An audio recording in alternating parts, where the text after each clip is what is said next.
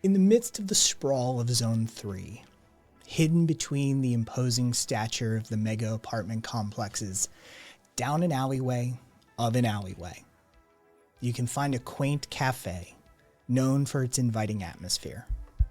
The establishment, run by an elderly couple, exists as a beacon of warmth and community amidst the high-density residential area. The interior is cozy with disparate furniture and soft lighting, creating an atmosphere that feels both eclectic and comforting. The couple, with their friendly demeanors, have turned the cafe into a haven for a diverse group of patrons, seeking a brief respite from the daily grind that a hub such as NSF demands. At a corner table, a person whose face is obscured by a hoodie sits with a codex open before them. The soft hum of quiet conversations and the clinking of cups fills the air, blending into a soothing backdrop. Cafe ASMR, if you will. The person's fingers poised ready to type as they look to draw inspiration from their surroundings, occasionally seemingly glancing around, possibly observing the other patrons, an artist sketching in a notebook, a writer scribbling furiously on a pad, a corporate worker lost in thought. This cafe is more than just a place to grab a drink. It's a wellspring of stories waiting to be told. On their codex, we can see the CMS interface for a site called Urban Explorer. An entry entitled Beneath the Neon Glow. We watch as one by one, letter after letter, word after word fills the field. It goes, when the neon lights of NSF paint the night sky, the city reveals its hidden gems to those daring enough to look beyond the corporate billboards. Tonight, I found myself in the heart of the residential zone where life beats to a different rhythm. It was in a small, inconspicuous cafe, nestled between towering apartment complexes, that I discovered a treasure trove of stories. The cafe, run by an elderly couple who still believe in the power of a good conversation over a cup of coffee, has become a sanctuary for dreamers and doers alike. Artists, writers, and even disillusioned corpos find solace in its mismatched chairs and the warm embrace of its ambiance. As I sipped my coffee, the walls seemed to whisper tales of love, loss, and resilience. Each artwork, each crack in the paint, spoke of a city that refuses to be defined by its struggles. In this unassuming cafe, I realized that the true essence of NSF lies not in its grandiose structures, but in these fleeting moments of connection and shared humanity. Tonight, beneath the neon glow, I was reminded that NSF is more than a city. It's a canvas, constantly being painted by the hopes and dreams of its people. And as long as places like this cafe exist, the story of NSF will continue to be one of beauty amidst the chaos. The blogger types the final words of the paragraph, scrolling over their work briefly and presses a button labeled Publish. Leaning back in their chair, pushing back the hoodie for the first time, revealing a young woman. She has expressive dark eyes that absorb everything around her with keen interest. Her chestnut brown hair, slightly tousled, falls just above her shoulders as the hoodie is pushed back, framing her soft, gently curving face, exposing a countenance that gives her a delicate yet thoughtful appearance. A pair of thin, silver-rimmed glasses rest on her nose, adding a touch of intellectual charm. Her lips curl into a slight, contemplative smile, and as the camera pulls into her glasses, we can see a small brightness appear and disappear in the blackness of the night sky momentarily. The cafe continues its gentle symphony of life. The murmur of voices, the aroma of fresh coffee, the sight of people engrossed in their own worlds. She lays down the codex, takes a sip from her cup, now lukewarm but still comforting. As she looks around, she feels a deep sense of connection to this place and its patrons, knowing that here, in this unassuming cafe, stories are born and shared every day. The camera cuts to a large factory warehouse.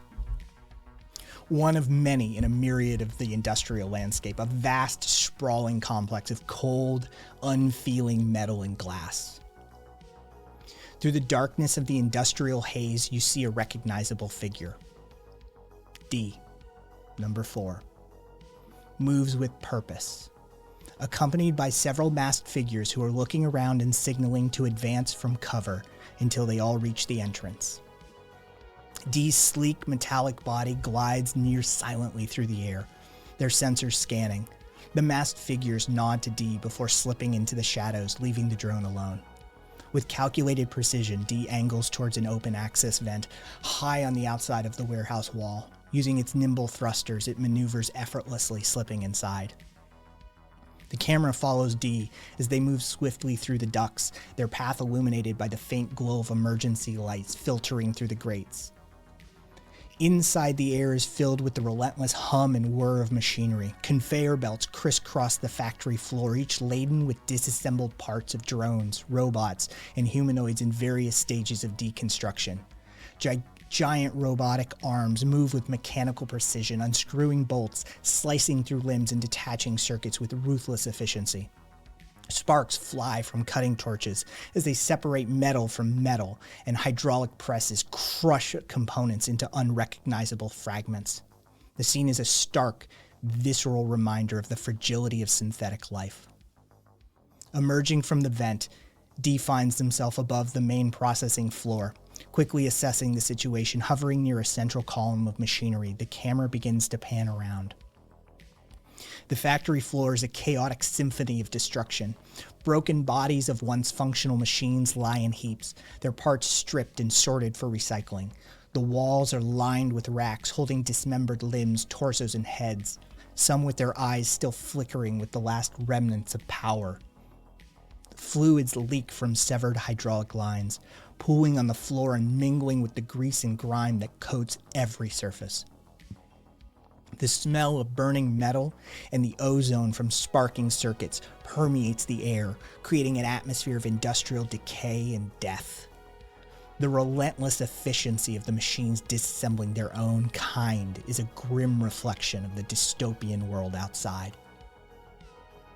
After a few moments, we again see D beginning their exfiltration. They zip back into the vent, moving with the same silent efficiency. As D exits the factory, an explosion rocks the complex, the shockwave ripping and tearing through the structure, flames erupting from the building, sending plumes of smoke and debris into the air. The force of the blast shatters windows and causes whole sections of the roof to collapse. Amidst the chaos, D glides silently from the factory, silhouetted against the inferno. The burning factory behind it casts a stark contrast to their cool metallic frame. In true action movie fashion, D doesn't look back. Their sensors focused on the path ahead as they disappear into the night, leaving the factory a blazing testament to the Robot Liberation Front's defiance. The camera cuts to black. So how do we find our various characters?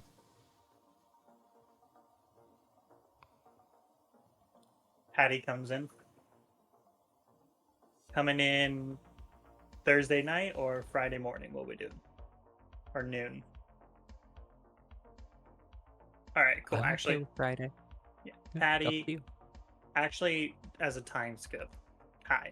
Would it be possible to hit up M&M's, see if there's a quick run available with them, just to quickly pass through to be able to cut in for Requiem's fee that Friday?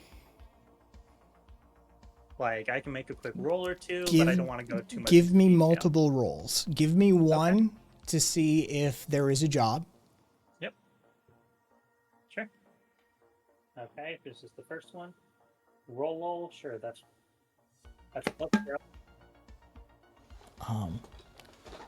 That reminds me. It would help if I have dice of my own, but whatever. Okay, so Can I have this as a provoke roll? yes. Be like, yo man, I need a fucking job. You're gonna give me some shit. Yes, you can. Okay. Cool. And then what's the next roll if I need to do anything else? Give me another roll. Okay.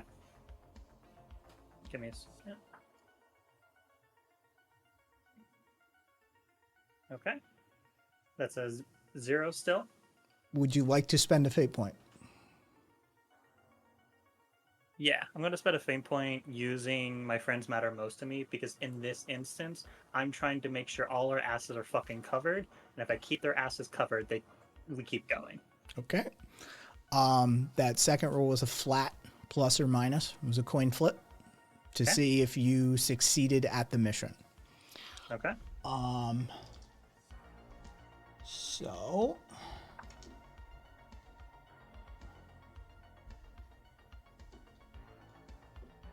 Okay. Give me 1 sec.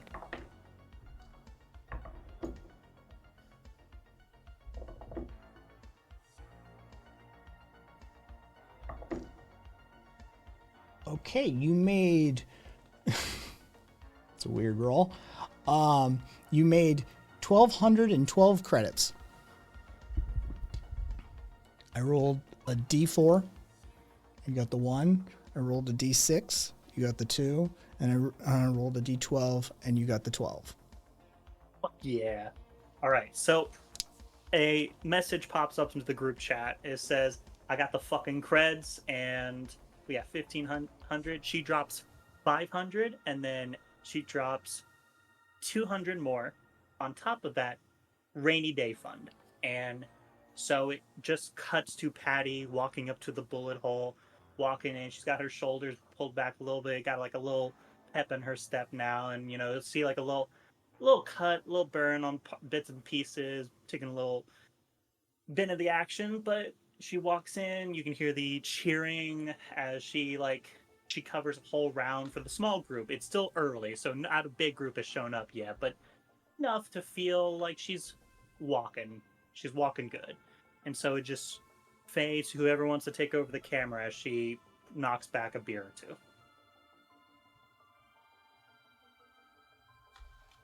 Actually, I might take over here because there's a good segue for this I have in mind. As Patty walks into the bullet hole, the doors open and out walks Troy on Club 2600. After the brief celebration, I figured you like that. After the brief celebration with him and his friends in real life, after their victory, Troy is taking note from Patty in this instant. Patty has spoken numerous times about how she's gone over to her new favorite bar, the Bullet Hole, a club where there's a lot of like-minded people, and she goes there frequently, both for victories and for defeats. And so that's where Troy, taking a hint from that, has decided that he's going to hang out at 2600 for a little while with his own like-minded friends and colleagues. We see him talking to... Get that little note up.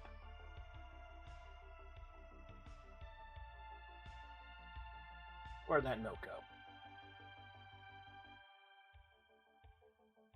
We see him talking to Neon Pulse, the little kid that he was talking to the last time he was here. The one that was a little overly excited and shared just a little too much information. He's not regaling any details about his last little escapade on the net with anything that was compromising, but he does give one little detail, and he says,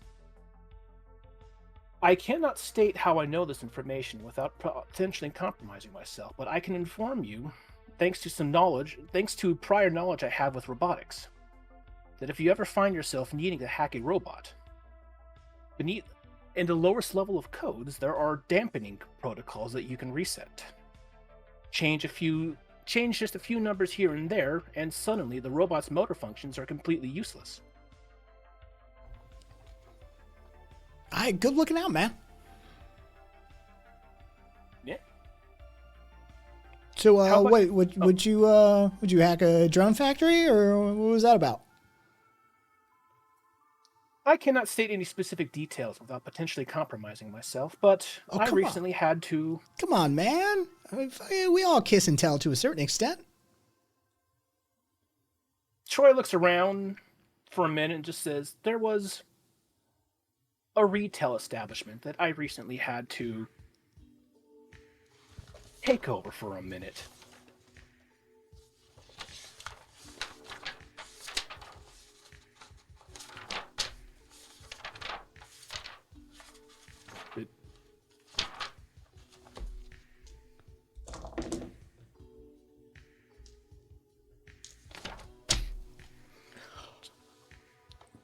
Just doing a lore roll.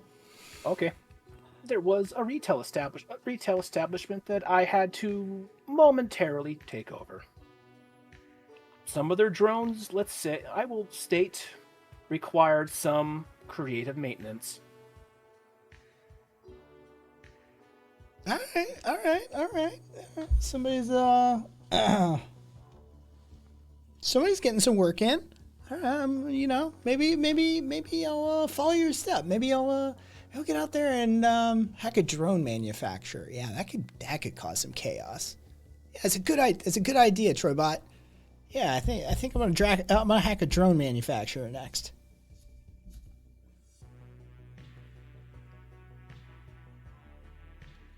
Look for particularly the dampening. That is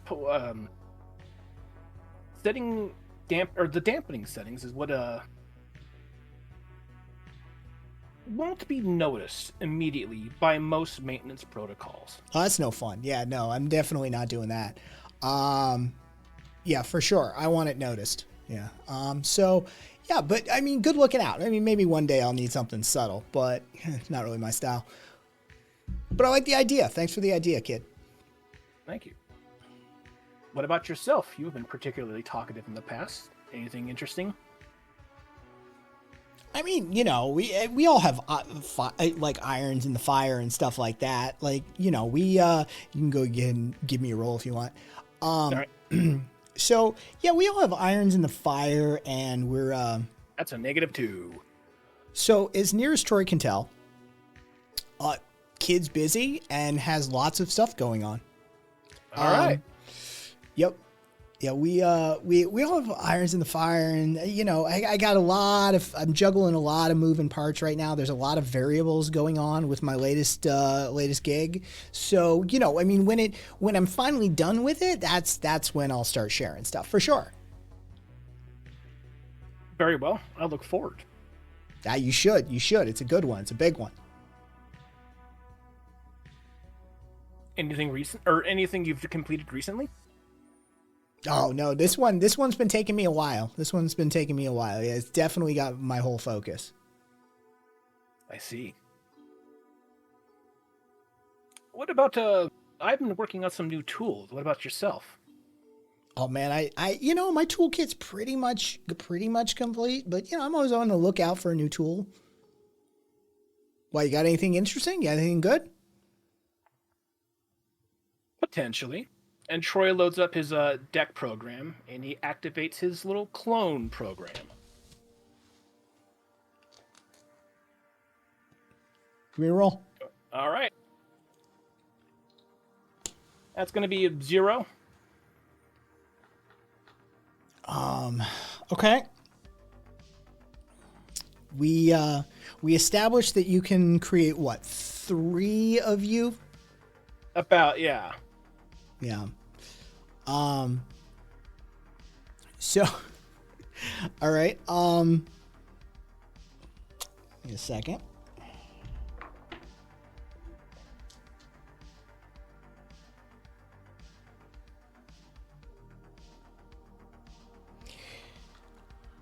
Oh man, that's cool.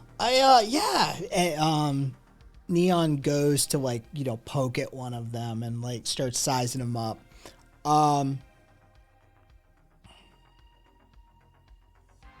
Give me your roll. All right. It's another 0.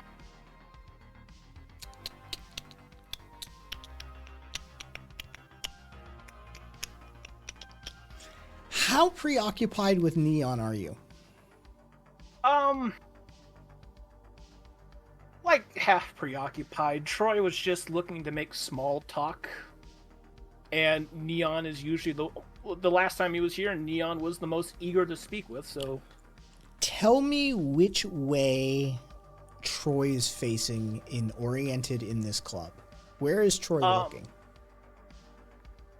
if I recall correctly, if you're from like if you're in the entrance, the bar is to your right, right? Correct. So Troy is kind of facing away from the bar and the entrance at the same time. Okay. So kind of just towards the left. Then Troy does not notice that Grim is watching. Okay. We see it though. All right. Oh no. Yes. This little display has seemingly caught Grim's attention at the very least. That's within camera shot. Definitely you can't see.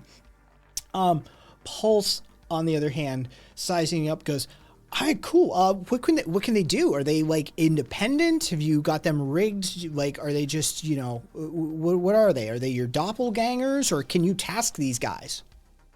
They are currently semi-autonomous. The project is still ongoing, but I can give each one of them a different command. And one he sends to the bar to go get a drink, just some water.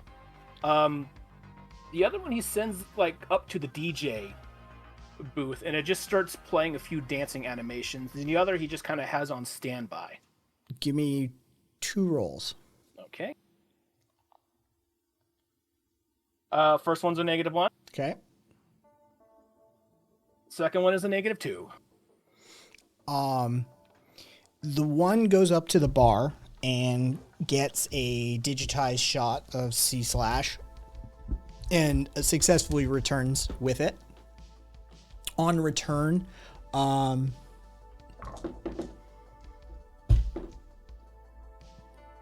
give me a roll for it. All right. That is a 0.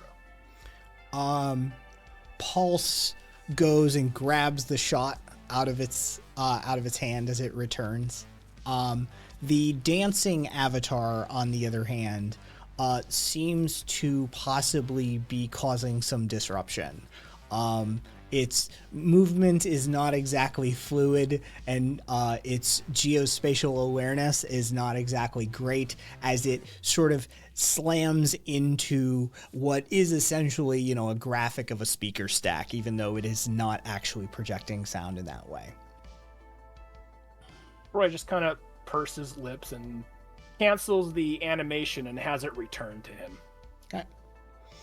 Do I need to roll for that one? No. Okay. Pulse. And just Good. kind of looking a little bit embarrassed, just says, "There's still some refinements to make." Beta. Got it. We're still a little early. We're testing. I get it. It's cool, man. Thanks for letting me see it. And he does a shot. I appreciate your appreciation. And he deactivates it and he says, "Do you have anything new?" Nah, man, like I said, I got a lot of stuff going on. I can't be, fiddling with my tools in the middle of a job. That's just, that's amateur hour.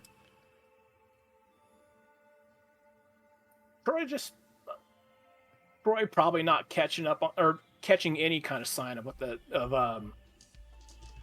of what's going on with Neon, just kind of shrugs and says, "All right, very well. Well, I enjoyed talking with you, Neon." You too, Troybot. You too. Troybot. I'll catch you later. "I will also catch you later." And then he turns and faces the bar this time. Neon logs out. All right.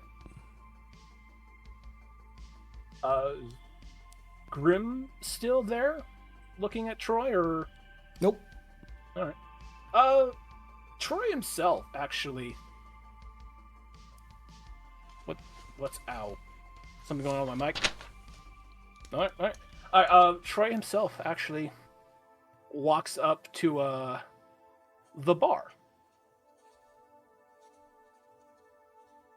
Okay. And he also himself just orders a shot of whatever. He doesn't really have anything hooked up to himself right now, so nothing will really work, but Yep. You are the equivalent of what we are in contemporary day. You're just acting the part. well, Troy's not even doing that. He's looking at the shot. He's examining it. It's kind of fascinating to him. In a certain way, this is almost as close as he can actually really get to this kind of experience of holding a drink, being able to experience it, and even then, it's still, yeah, I knew. I'm playing Troy. He's still, it's still just points of data to him. And there's a mixture of discontent, but also fascination. The idea that human beings who have just created this world, who have created a digital world to explore, still create the familiar. There's he's seen plenty of times where they get the fantastical, and yet so many times they still return to the familiar. And he can't get that. And that's sort of a conundrum for him. He can't really figure that out. What is it about humans that does that? Is he just continues staring and examining this little tiny shot glass that's supposed to give a command for either water or C/, depending on whichever they chose. I guess in this case, C/. And I don't know, he's just kind of lost in contemplation for a little bit. And if anyone else wants to take over, this is a good point, or I can keep going.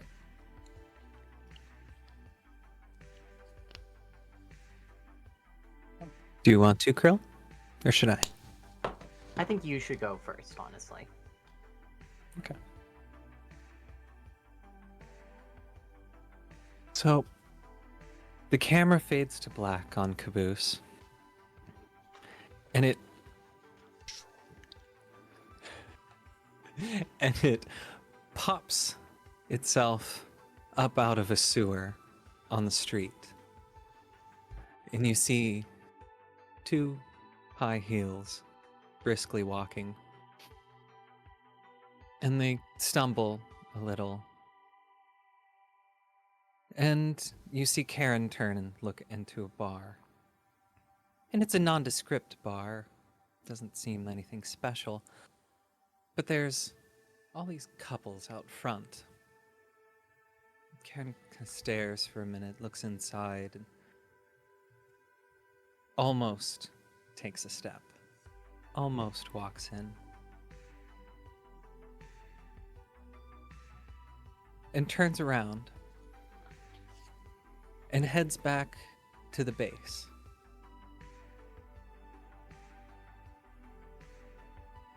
And at first, the way Karen's walking is very unsure, very slow. She kind of takes a meandering path, but it's generally in that direction. And she walks in the back door, not wanting to be by Jigu's, and walks into the base, where it's at least quiet in the back room.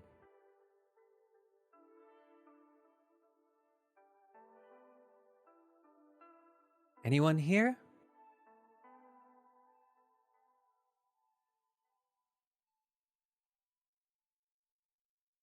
No. Okay. Beautiful.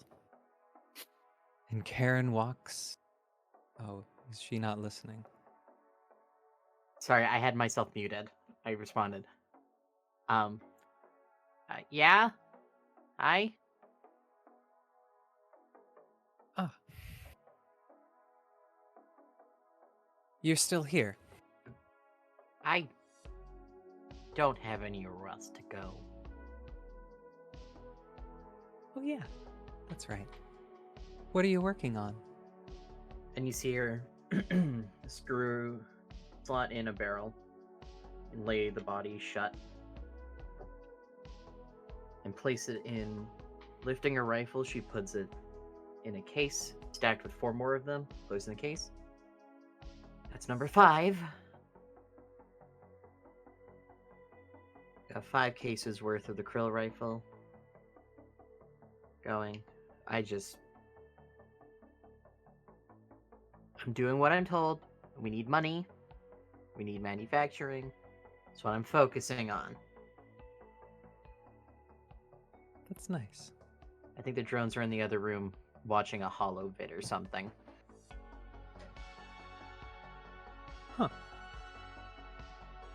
You know, I might just go join them. That sounds I don't nice. blame you. How many cases we want? Like 8 total? What are we thinking? If you can make 8, if you feel like it. But, you know, you can rest too. Yeah. Okay. You hungry? No. Alright. I could still deal without food for a bit.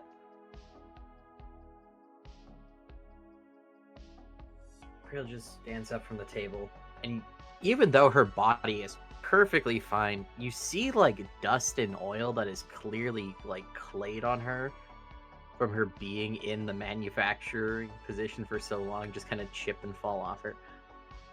Okay. Is that what feeling stiff is like? I'm so used to feeling loose and young and rejuvenated, I forgot what every movement means. Okay. I'm not in my old body, right? Like I haven't just turned into that old thing? No? Okay. Doesn't look like it. I don't know. No. Okay, yeah, you know what? Sure. I think Patty went on a mission a few hours ago, so she's out. Troy's been like just AWOL. I think he's physically in a corner somewhere, but just like I've tried to strike a conversation up like 4 times. He's not answering. All right. Well, I'm totally just gonna check out this holo the drones are watching. That sounds kind of nice. You know what? That is a nice change of pace. And you know what? The arms need to manufacture some bits. I can leave them on their own. I don't have to be here. Alright. Yeah, let's go see what they're up to. Walking into the larger hangar bay with our old shitty couch stained with oil, and now a little bit of wine from the first time they celebrated. Hey kiddos, what you watching?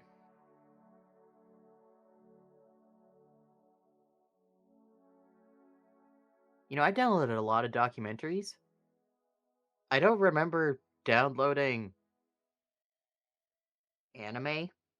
Where did you get Yeah, I those? was wondering that. Yeah, where'd they get anime? Is that even made anymore? Did Troy teach them how to use the net? Ah, shit. What does plus ultra mean? I don't know, but they're doing it a lot, and there's a lot of screaming. I don't know, it's kind of fun. You know, I get it. We all want to be better than we are today. Yeah. Yeah, you know what? we're waiting for the others. Fucking get this in. And I know you said you're not hungry, but I may have put it in an order for snacks anyways.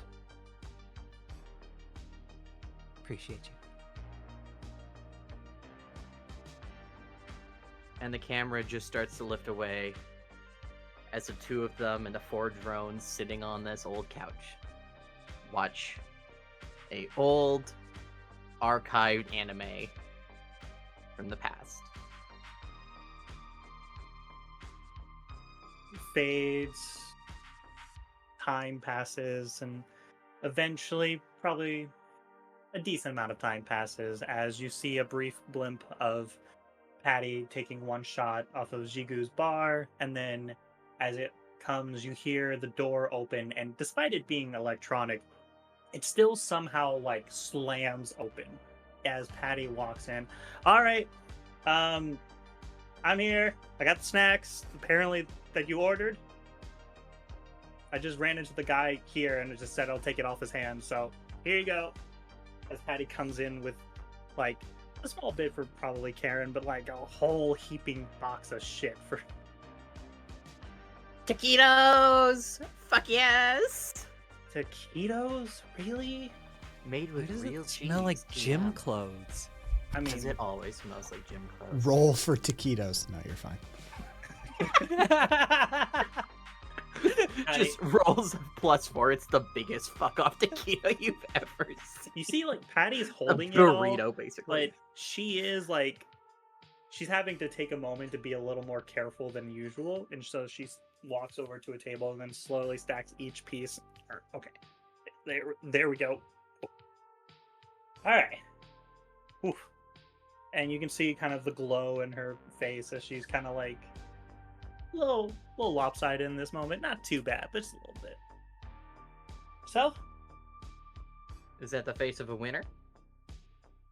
I made fucking 1,200 creds off that fucking shit. How the fuck did you pull? God damn. I honestly, Patty, I don't care what you did to celebrate. You deserved it and then some. I drank a couple beers. Couple? Yeah. And then took a shot or two.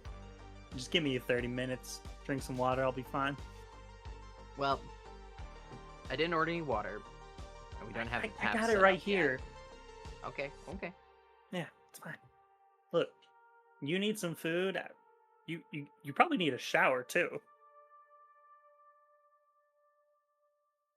Have You you? really want us to get the pipe set up? I appreciate that, but look, you gotta take care of yourself. All right. I Yeah, can't. to be fair, I haven't moved for like 24 hours except for my arms. All right. You done any stretches? Gone on a walk at all? Banged my head against a wall for a bit in between. Yeah, that doesn't count.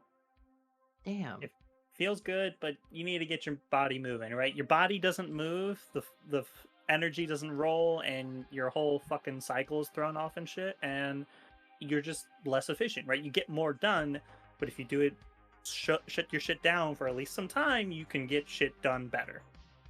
Plus, also taking a shower just, smells much nicer on you. Like, you feel better after a shower. Okay, I'll agree with you on the shower part, but I don't even know if I have a metabolism. I don't even know if I have muscles to lock up. Well, considering that you can scarf down a whole ass thing and you're still biomechanical, yeah, you have a metabolism. It's weird as hell. I that you wish have a this was biomechanical, Patty. This is just the epitome of mechanical foeing the bio. You want to see a hologram in my stomach? Here. And she gets number 2 sugar to project, and you see what looks more closely akin to an engine block than a stomach organ. Yeah, cool. You've got an engine block instead of a human stomach. Still got a metabolism. Welcome to it. Look, the difference between us humans and you fucking robots is just how it's built, right? We run on energy, we have a metabolism, we process whatever resources are needed to produce that energy. It's the same shit at the end of the day.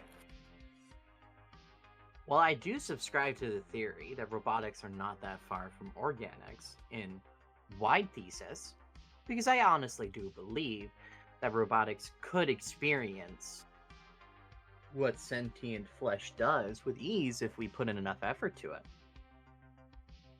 Right now, though, there's purposeful built limitations. Some would say advantages, some would say failures. All the same.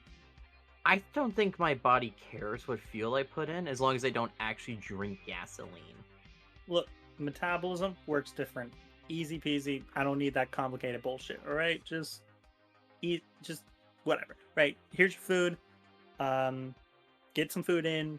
Wash yourself off. Where's the closest fucking shower place? I don't know. We'll figure that out. It doesn't matter. Is Troy here? He has Troy's been... physical body is here. Yeah. Troy has been in the corner, and she points to him just like creepily in the corner, grudge style. But he's not been here for like hours. Alright, cool. Patty just opens up her messages, sends a quick message to Troy. How you doing, buddy? You get a message reply back pretty quickly saying, "I'm taking a note from you and celebrating our recent victory with a few like-minded individuals." Alright, well, we're all here at the base, so whenever you get done hanging out, we probably can do shit or figure out what we're gonna do next, so just a heads up. Do you require my attention immediately? Not right now, just, probably give yourselves another 30 minutes or an hour. I will be reconvening with you within 30 minutes. Cool. See you then, dude. And just kills the message. Alright, I talked to him. He's celebrating the shit too. And he'll be back probably 30 minutes or less.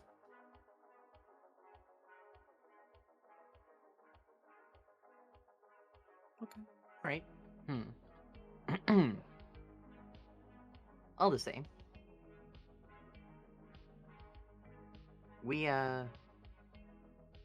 You did an incredible night of work, Patty.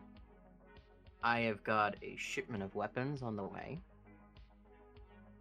And if I do have to be the bearer of bad news, I do believe it is Friday morning. Which means you should be expecting a knock on the door from ZZ? Requiem. I don't like Requiem. I like ZZ better. It's funnier. I don't know. I like to remind him how stupid his name is, but I don't think he sees it that way. No, but if he wants you to call him Requiem, then calling him Requiem gives him what he wants, right? You call him ZZ because it pisses him off. You don't even call him Zahon. You call him ZZ.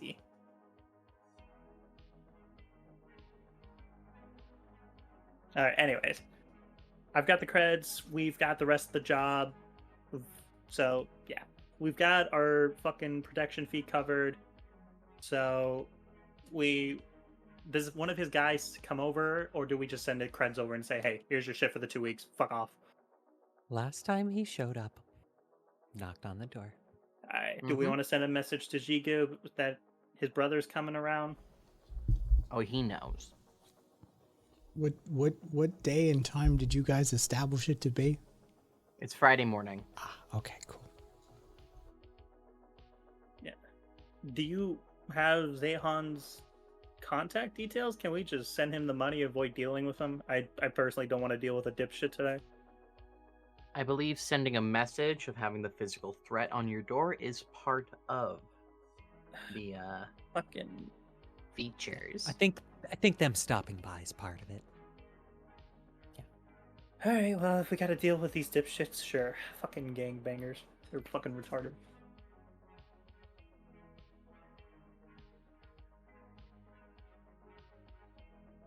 Alright, so... Alright, in the meantime, Troy's showing up. So, we finished our job. Do we want to start... What do we want to do next? What are we doing, right? Like, I'm here, we're here, Troy will be here soon. What should we wanting to do? We've still got an open contract with Miss Vivian. And I don't like leaving contracts unfinished. Well, we tend to fail them, so...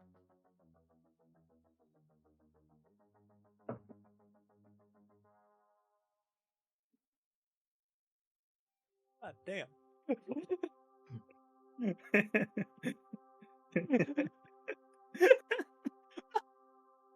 God damn it, Kai, you broke me. That's God just damn in, it. folks. The DM dropped a horrendously dark meme that is getting all of us chuckle fucks giggling because we are dark fucks. I'm gonna We're save dead that. on the inside. All right. Okay. We're all anarchist leaning here in one way or another, and that leads to us having quite a nihilistic view in the world in some ways. Just embrace the void. It's fine. Anyways, back to it. Okay. So, Karen and Krill, what are we feeling? We've got the open contract with Vivian. Do we want to start going down that line? Do we want to build up some more creds? What do we want to do? Oh, we should get a bit more of a bead on Mr. Gavin. Should crank that out probably. Okay. Hey, Trix, you wanna help Auntie Karen out with some recon? You see the little three-eyed drone perk up like excitedly, and there's just some kiss emojis showing up. Okay. So, do we need to reach out to him? Like, it's been forever since we dealt with it, but I remember like he was dealing with some fucking asshole on his neck down, breathing down it all the time. Mr. Perry. Do we know when the pretty boy is going to be around somewhere at a particular time? He goes to Setabello tonight. Every Friday. Alone or with guests? He had some guests last time. But in particular, Mr. Perry is always there. Okay. And if Perry's always breathing down his neck, then what do we do? Are we trying to get him alone and talk to him? Or are we trying to like fucking shoot Perry? What are we doing? Because I'm good for either, but it's up to y'all. So Leave it in the holster a little bit. all right. If we could talk to Gavin alone, that would be great. Cool. It's been difficult so far. All right. Well, you know me. I know how to piss off some fuckers, get in his way, get you some time alone with your boyfriend.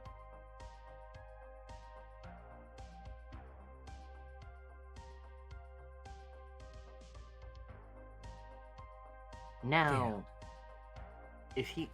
do we know anything about Mr. Perry?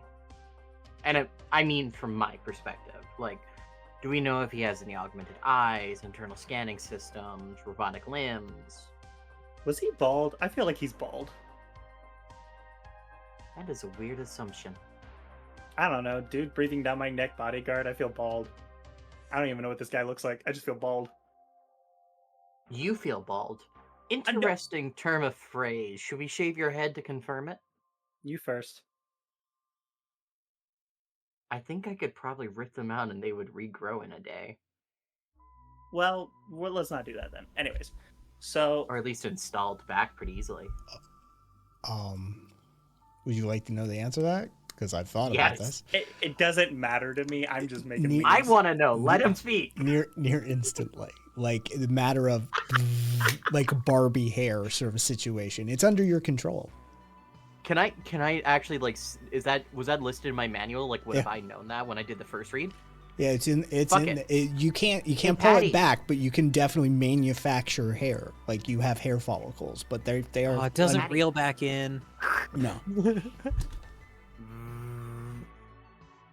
Okay, I want you to make all of your head bald. I'd have to shave it off first. Patty digs around quickly for like an electric razor. Here. Give me a resource roll for razor. Here. That's a +1.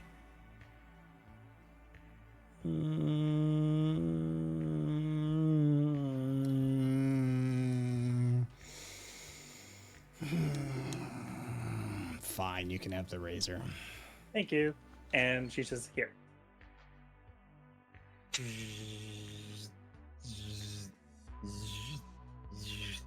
And she grabs all the hair and gives it to number 1. Go put this in the scrap pile. This is still usable biomaterial. Okay. Now that you're bald, here's the most important part. And Patty goes for a noogie. Can I just headbutt her fist? I mean, we have a contested roll now, so we're gonna need rolls. -1 Can I for use Patty. physique? You roll. Patty, let's see. There's fight and athletics is probably the Yeah, best ones. you're going for fight. Yep. So you have a 0, and Krill, I'm pretty sure you now have a 4. So I mean, feel free to execute said noogie. Yeah, can I succeed at a cost and take physical stress? Just to fuck, ow. Yes. Yeah. You have to absorb force physical stress. Okay, can I stop before I take 4 physical stress? No. Fuck you. I take a fucking We're minor busting a consequence. finger. We're busting a finger. You zealously jump into this noogie, slamming your hand into Yep. this metallic, enough. like it's not even metallic, it's this like crystalline nanostructured composite material that was described in once the hair's gone? the operation. Like this shit is fucking diamond. Like Yeah, fair enough. Also, the moment the hair's gone, you realize just how robotic it is in there, as there is like this silica crystal that you're looking through, and you can see her brain. oh, there's a dermal layer. There's a dermal layer. Oh yeah, no, there's layers. I'm just saying, like, you can still see through them, and it's like, oh, that's a robot. All right. So what's my mild consequence? which finger? Middle finger. All right. Yeah, Noogie's your middle finger. All right. Well, Busted finger. yeah, fucked up middle finger, I guess. Yeah, take your. Patty's like fucking shaking it and like feeling it out. She's like, well, okay, it's gonna take a minute. And she just kind of puts a minor splint on it and says, yeah, well, that was worth it. That hurt, but it was worth it. Welcome to your first noogie. Good for you, Patty. I hope you're satisfied. Krill now just looks to Karen as her hair comes back in a luxurious neon teal as it starts flowing and curling down over her shoulders. Anyway, so what I was saying is if we don't have a means of knowing more about Mr. Perry than we did otherwise, perhaps you have someone attend with you tonight. And then I can get an in-depth scan on him. Do that.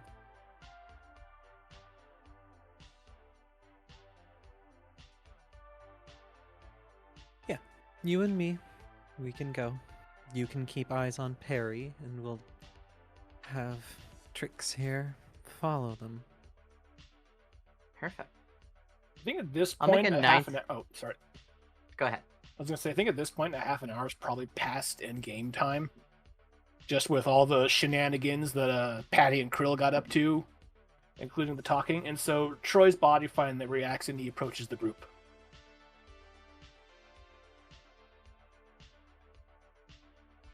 Hey, buddy, you up? I see Morning, everyone has Troy. gathered here today.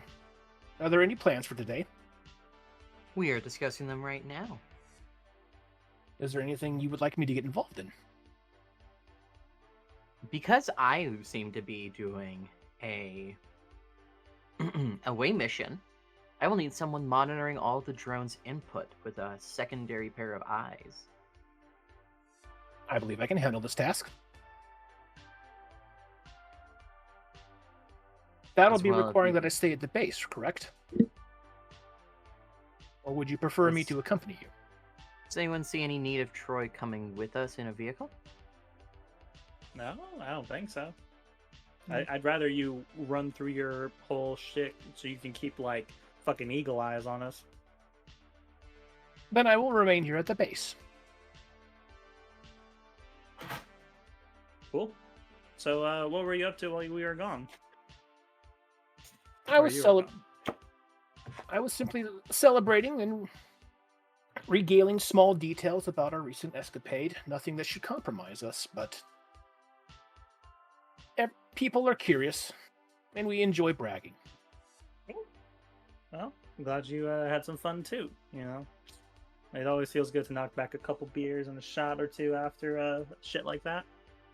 Technically, alcohol is not available there as it is digital, but there's equivalents. Dude, we had to figure out how to get you drunk.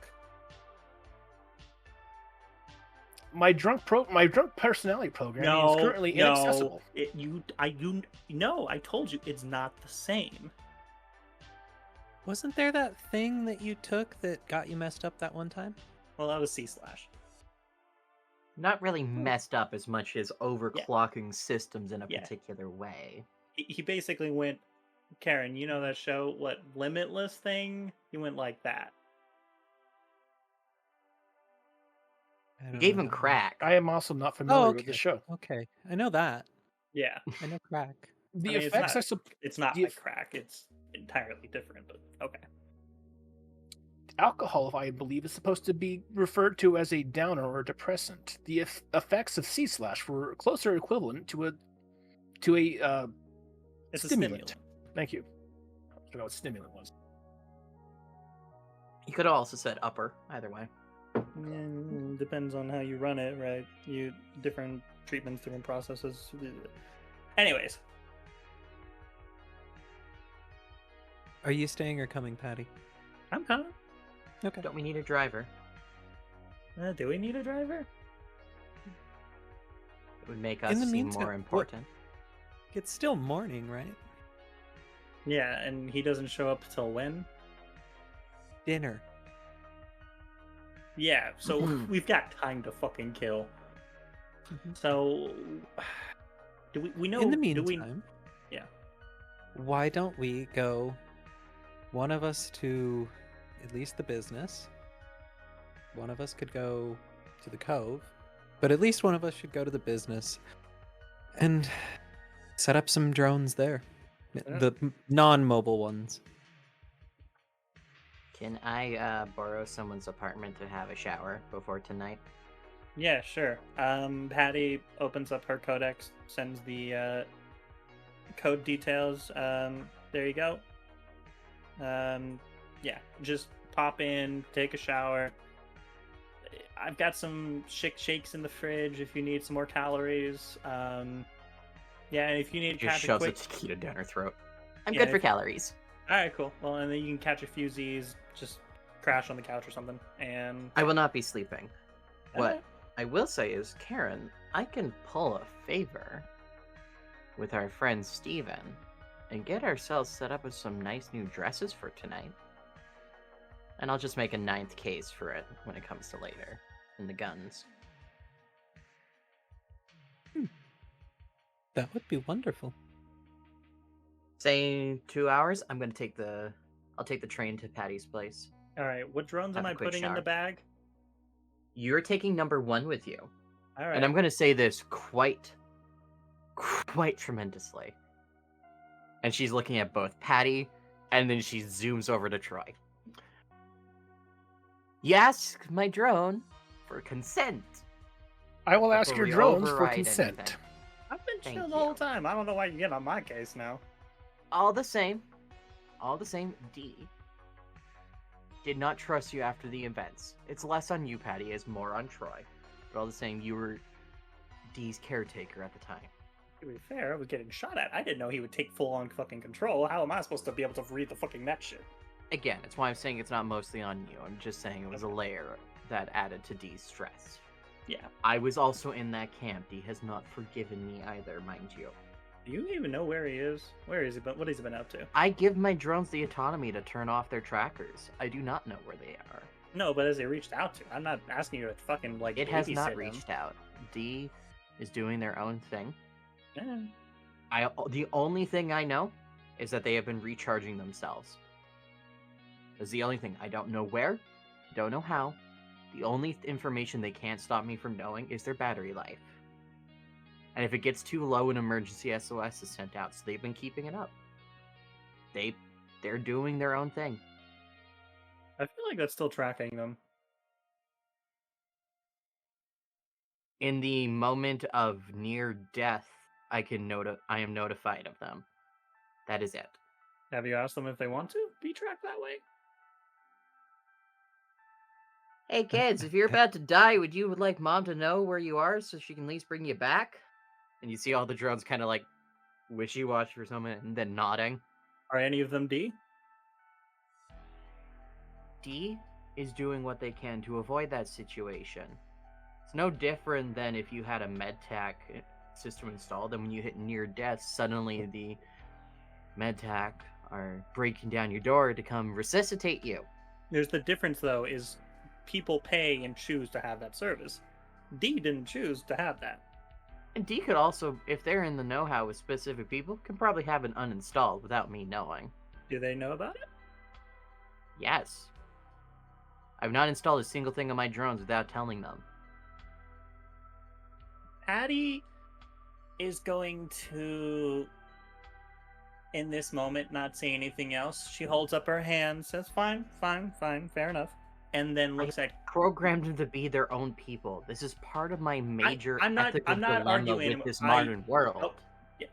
You don't need to defend yourself for me. And then looks at Karen. And says, all right, fair enough. And... What are you looking at her? You think she's going to save you out of this hole you dug yourself? Okay, actually, I want an empathy roll for that. I've got empathy! Alright. I just want to see if Krill picks that up. Oops.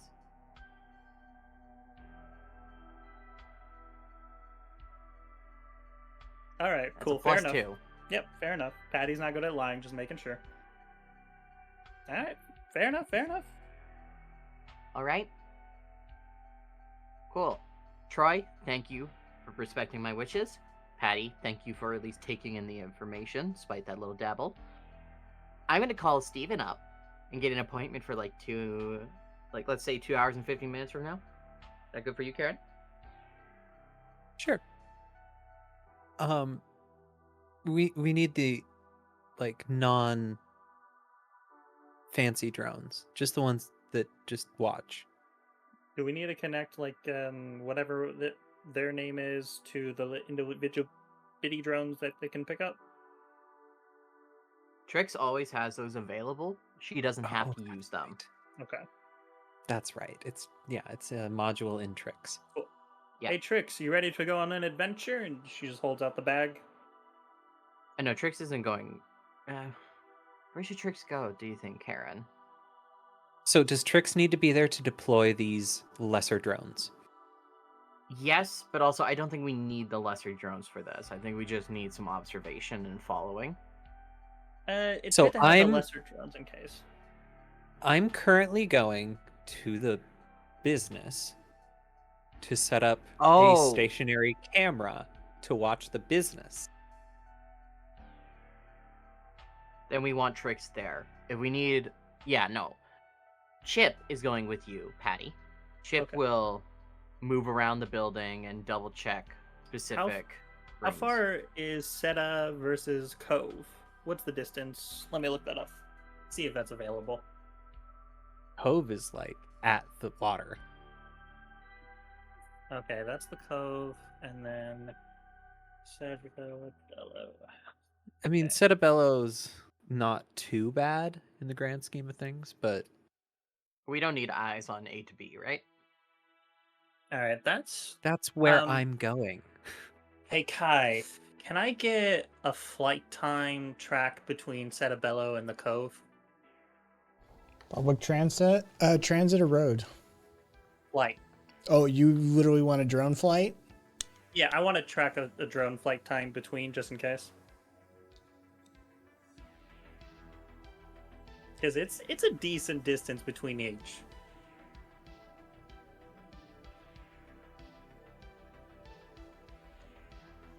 Say most drones top out at their speed. That's what I thought. 9 minutes. Alright, so we'll probably want to put another drone set of eyes. 'Cause 9 minutes, shit could happen.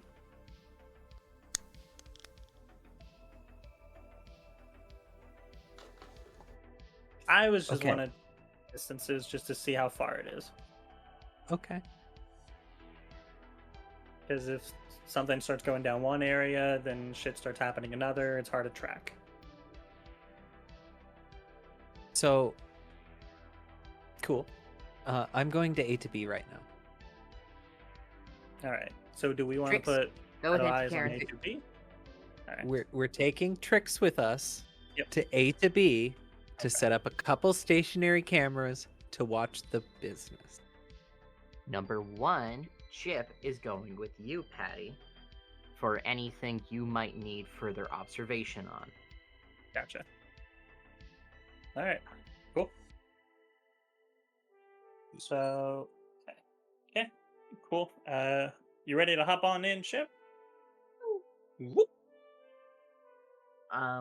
Troy, if you don't find yourself busied by much at all, could you find the average prices or at least the parts that would make up a server farm for us to expand our capability? I know you and I both require that for our projects. I have already been putting research time into researching parts for upgrading the servers. Perfect. If you could have a equivalent of shopping or robbing list for us, that would be amazing. I should have a shopping list ready for you before the mission begins. Appreciate that so much. Alright, I'm going to take the train, head over to Patty's. God, I need a shower. Patty, please tell me you have more than a 3-in-1 shampoo, body wash, and conditioner Okay. combo. You think this hair maintains itself with only 3-in-1? Come on. All right. I'm at least a fucking woman. I at least have 2-in-1. I'm not questioning your womanhood. I'm questioning how healthy you are to the point that your hair wouldn't need more than that. Bitch, I take showers twice a day at most. That was a once day at compliment that minimum. you're very healthy and your body wouldn't require more extra things for your hair's sake, but okay. All right. I've been ready for a fight for the last 2 minutes now. I guess. I'm sorry. Whatever. All right. Okay. Cool. Okay. We ready to roll? I am. Cool. All Mhm. right. Alright, I'm gonna Tricks call are coming Steven. too, right, hon? Oh yeah, Trix is gonna follow you around all you need. Do you want her command trip? Because she will listen to you if you ask her anything, but you can like have the override command chip if you want. Why would I need it? I didn't think you would. Fair enough. Patty puts Chip in. Chip has the biggest ocular eye and just a little chippy in the glass from when he hung out with Jacob and Troy the first time.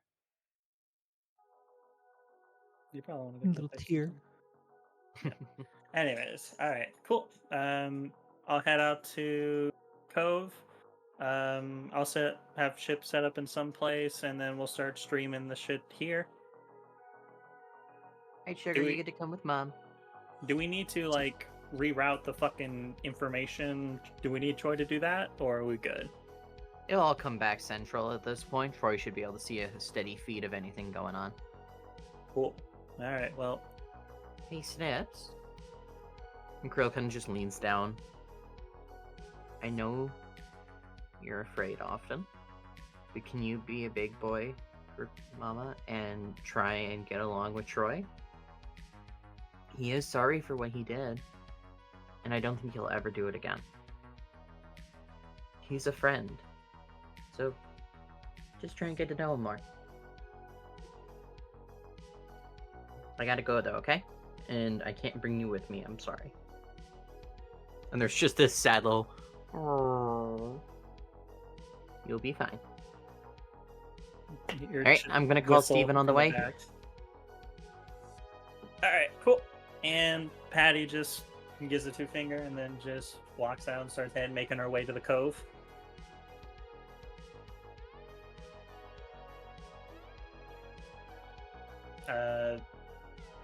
Anybody else doing anything else before we switch scenes? All right, cool. Patty's just... Let's just focus the camera in on Patty as she hits public transport. Hops on the train, starts making her way. As they're riding along, she hears Chip just whistling from the bag. She opens it up a little bit to let it breathe a little bit. And Patty's just riding the train as it's thundering down the electronic rail. And Kai, as she's just looking around, anyone sticking out? Any signs of weirdness coming at her?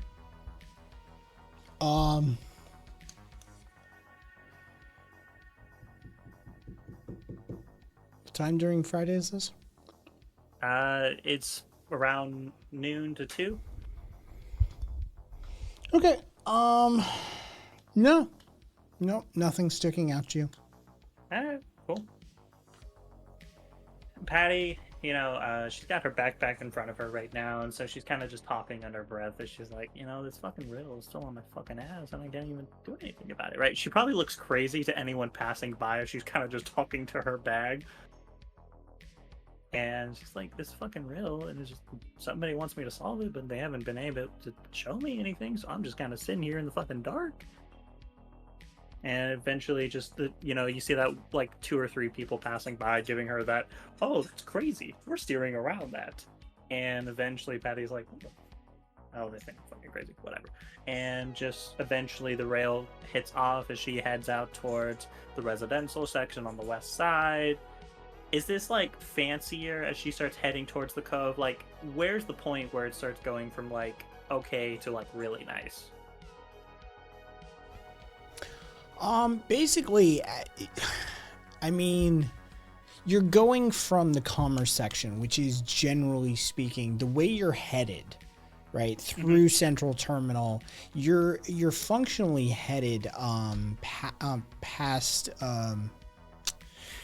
the Jade Horizon Towers, and so everywhere you're headed is essentially kind of bougie.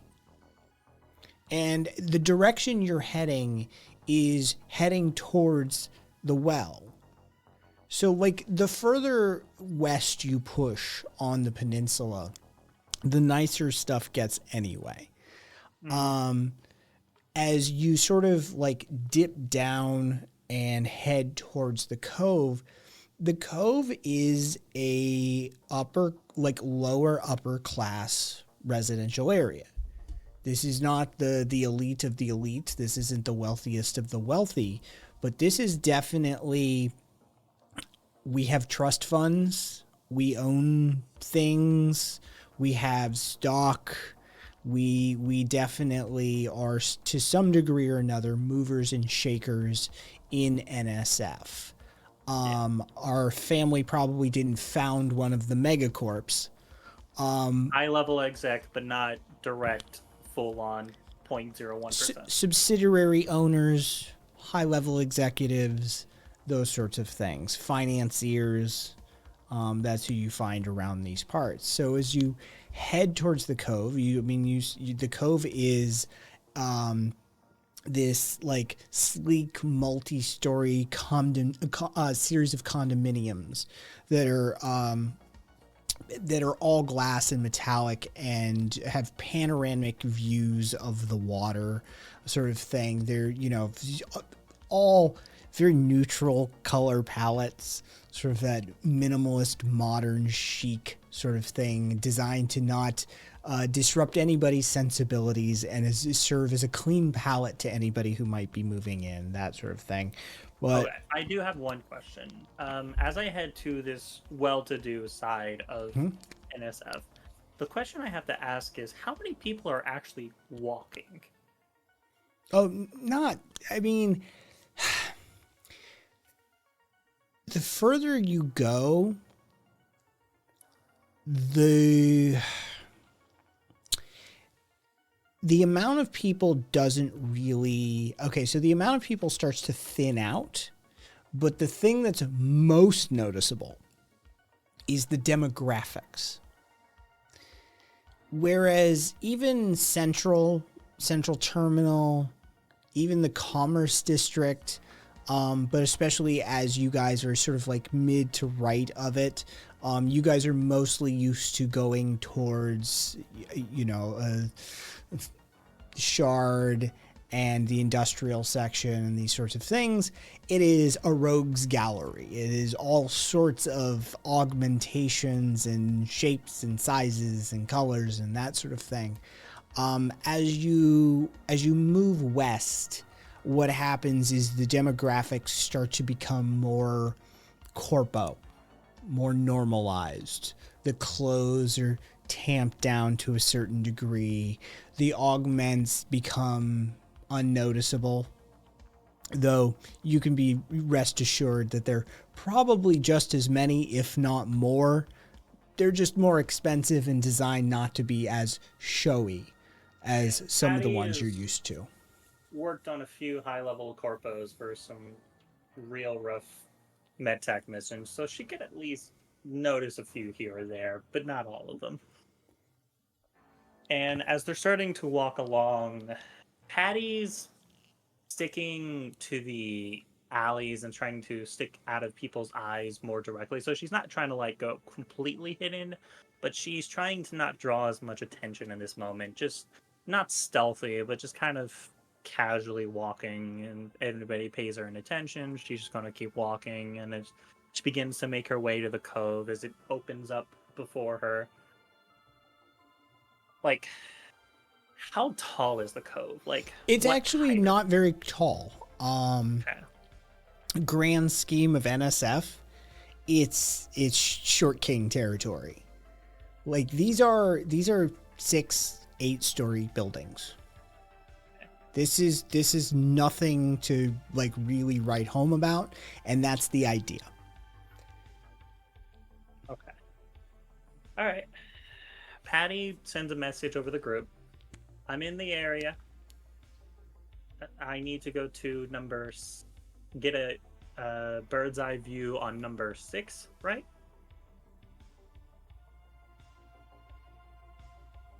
Okay. And I've got Chip with me. Okay. She walks and she's trying to find a place where she can start like ascending a little bit, seeing if there's like another platform layer she can get to, so where she can start to get a view on the cove, like from a whole vantage point perspective. Okay. So she's walking along. All right, cool.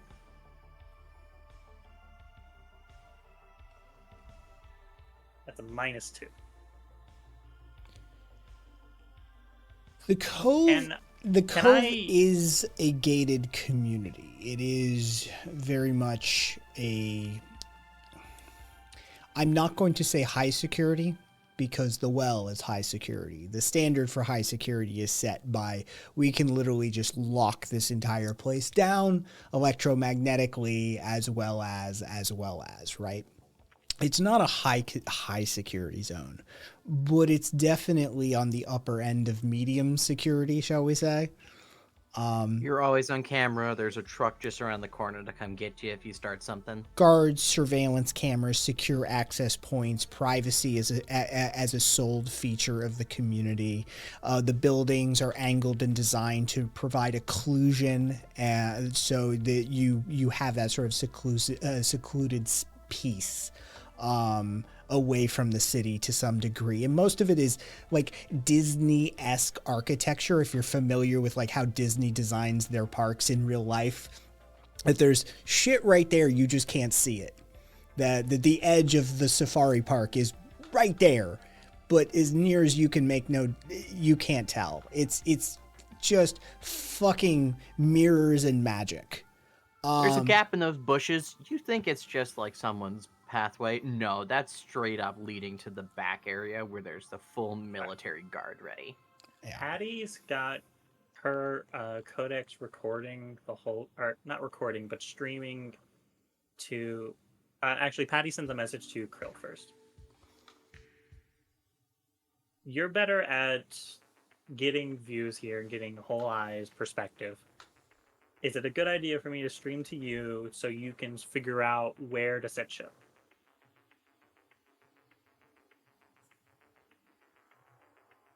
Chip, give me a 360.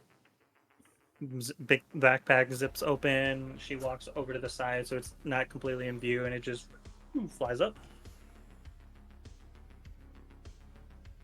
No joke, Chip can probably check all these cameras and like little security details with ease, right, Kai? Or do you want me to roll? Give me a roll.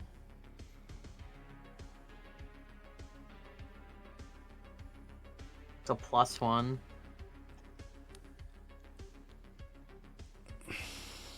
So 4 total and whatever. Give me another roll, but it's not for Chip. 0 on the die.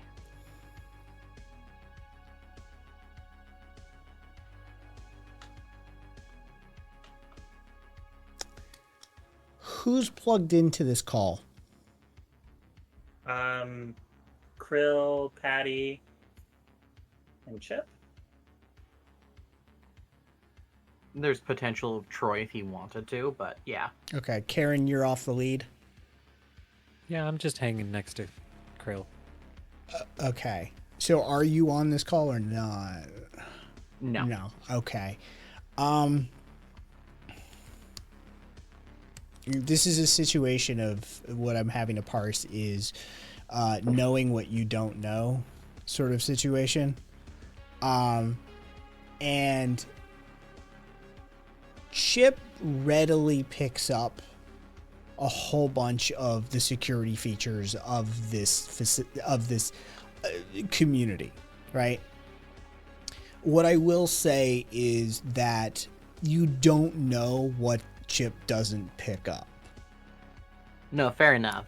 However, though, can Krill infer that if Chip can see the security, they've clocked him as well, and maybe even clocked his signal?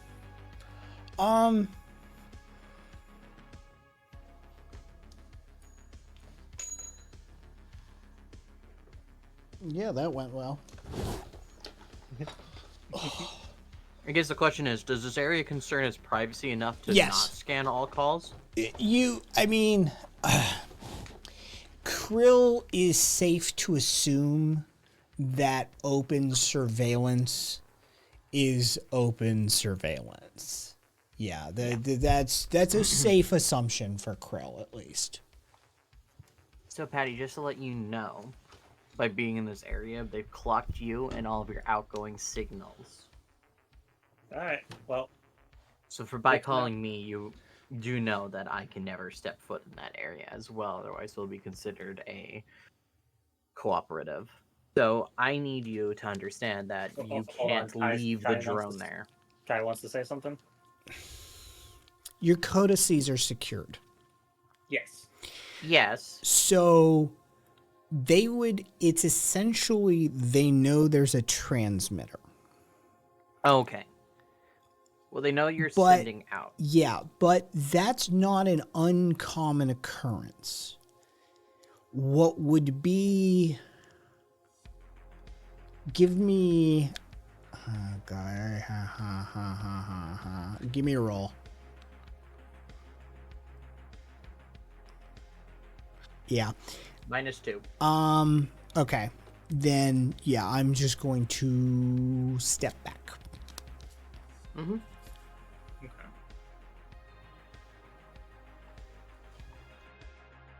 So, Patty, best I can assume, they know you've put an outward signal, and they know you have a drone with you. Okay. They may even know that that drone just clocked the security systems in particular. Maybe via, like, eye-to-eye contact, all the same. You need to be on your best behavior and not make a habit of checking the security as best as you can. And we sadly can't leave a drone there. The area is too secure. Okay. So I had to take Chip back. Correct. All right. That was never likely in the cards in this location. Okay. So we're gonna need our good old boy to check it out then. But, hey, Krill, Yes. could what's they up, maybe Karen? just, like, fly around then? If it's so secure, like, would flying around and just kind of in a nondescript pattern, would that be Don't venture too close. We don't know if they have any interceptive systems. Okay.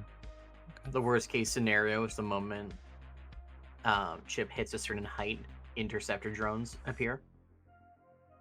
Okay. I was Because just in thinking a if location like this, someone's backyard would be considered private property, including from peering eyes. All right. So, how about we have Chip fly around for a bit, just kind of like pretend to be like a fucking camera drone taking like stock footage, right? And then just kind of lazily we'll record the whole shit, and then from there we can review it on our way back. Here's my counter.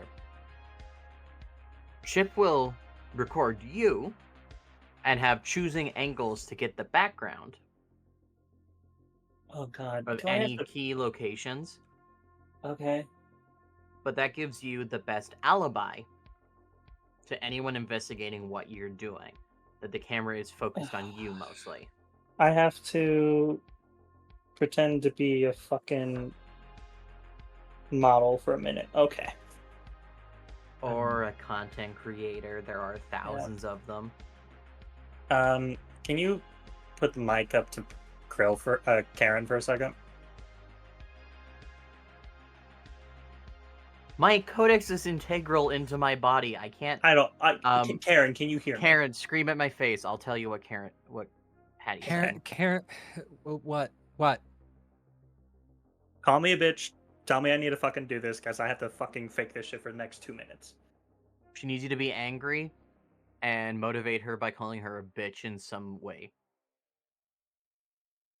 Hey, bitch, suck it up. You can do this. Just be an influencer for a minute. All right, there we go. Got what I need to do. All right, cool. I'm in it, and I'll be back. Flo Rickenbaum on the case, and she just kills the call. Troy taught me the concept of dominatives and submissives. Patty is very much so a submissive person when it comes to brass tacks. Huh. I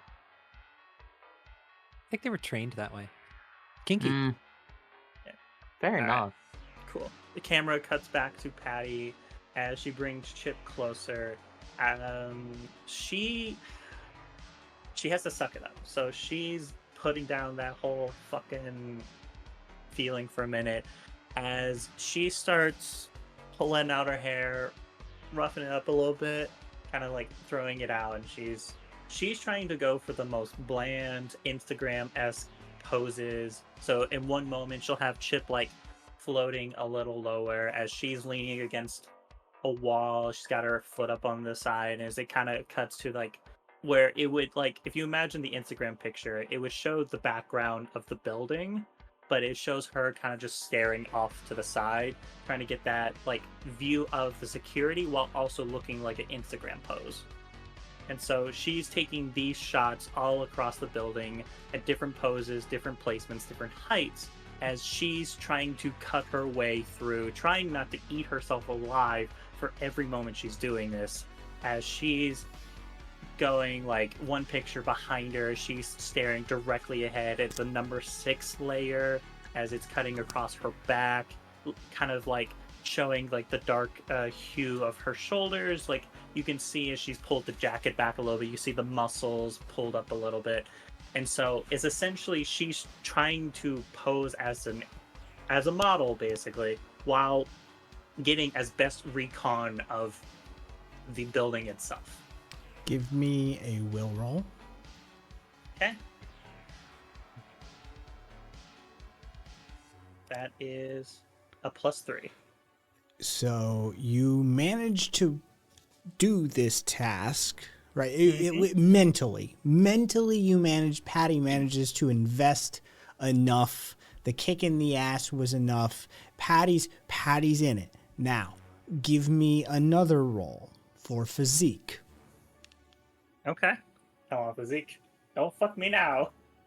That's a -3. I'm using a fate point. Okay. I'm using my friends matter most to me to try and keep in it, right? They're trying to flex the muscles as well as she can to make sure she's selling. She is doing her best to sell being a model, a physical model, but a model. Okay. she's basically trying to like keep it together, don't fuck it up, right? You don't know what the fuck you're doing, but act like you know what you're doing. She's like, you Okay, so don't. that puts you at an average. I'll take an average. Okay, all right. Take an average. Take a +1. Now give me a roll for stealth. Can I propose You may. I'm open to horse trading. using empathy as the guiding point to be aware of how people are reacting to her, so she can, if she starts to notice weird reactions, so she's going to try and position it to where she's going to get the least amount of attention based on how people are noticing her. I will allow that to substitute for the next roll that you are going to have to do. Okay, so I have to make a stealth roll. So Okay. give me the stealth roll. That's okay. That's fine. That's a +3. Yes. Okay. So while doing this, you enact enough of a persona, enough of a flamboyance, enough of an act that you do not arouse the suspicions of security within the compound. Now, give me a roll to see if you attract the attention of anyone outside. And you can use empathy to work this in the direction that you so choose. Whether you wish to fly beneath their radar, noticing someone who may be paying attention, and then you dial it back, or if you wish to become a narcissistic, flamboyant bitch, you may garner attention for yourself. But you can use the empathy roll for that. I want to first make the roll and then decide. Okay. That's a +2, so it's a +6. Pretty fucking good. Okay. As she's doing this, she sends one message to Karen. One single message. Lean into it or back off? ?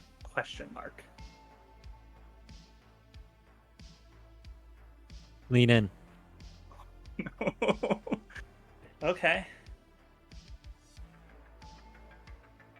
Patty's been in it for 30 minutes now. She has gotten the pictures. She has started drawing attention. She's started to get noticed. She's starting to probably notice.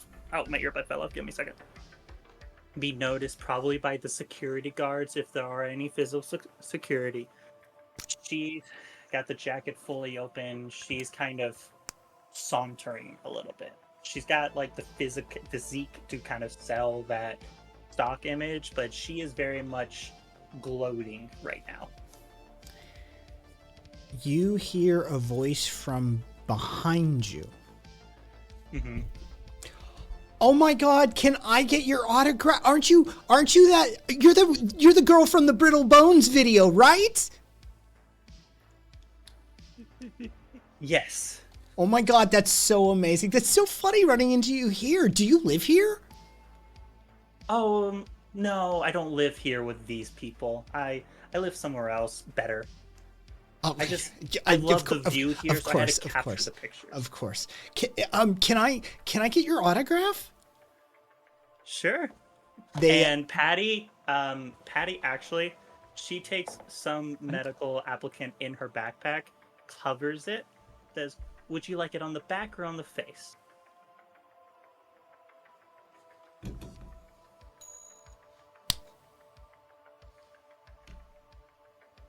On the back, please. Okay. And she waits for them to pull up their shirt, and she just stamps her hand on the back of their back. Oh my God, I think I might get this tattooed, or like, I'm definitely not washing it. Okay, well, just remember, the name you're going to put for it is From Flow. Okay, from Flow. Okay. What's your social media deets? Like, where can I find you? Where can I look for this video? You're not there. You just need to look. You're so right. You're so right. I'm sure it'll be trending. Give me a roll. I hate you. Having to roll more. -2. It's trending. I don't know. Oh, dear Jesus Christ. Patty was streaming this video apparently. I thought I turned it off. Do I even realize it's still on?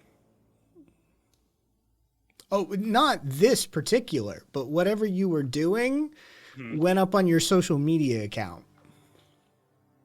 Oh no. Hey, Patty, just to let you know, to sell it, I actually set Chip to stream. I hope that's okay. Just to double check it for your alibi.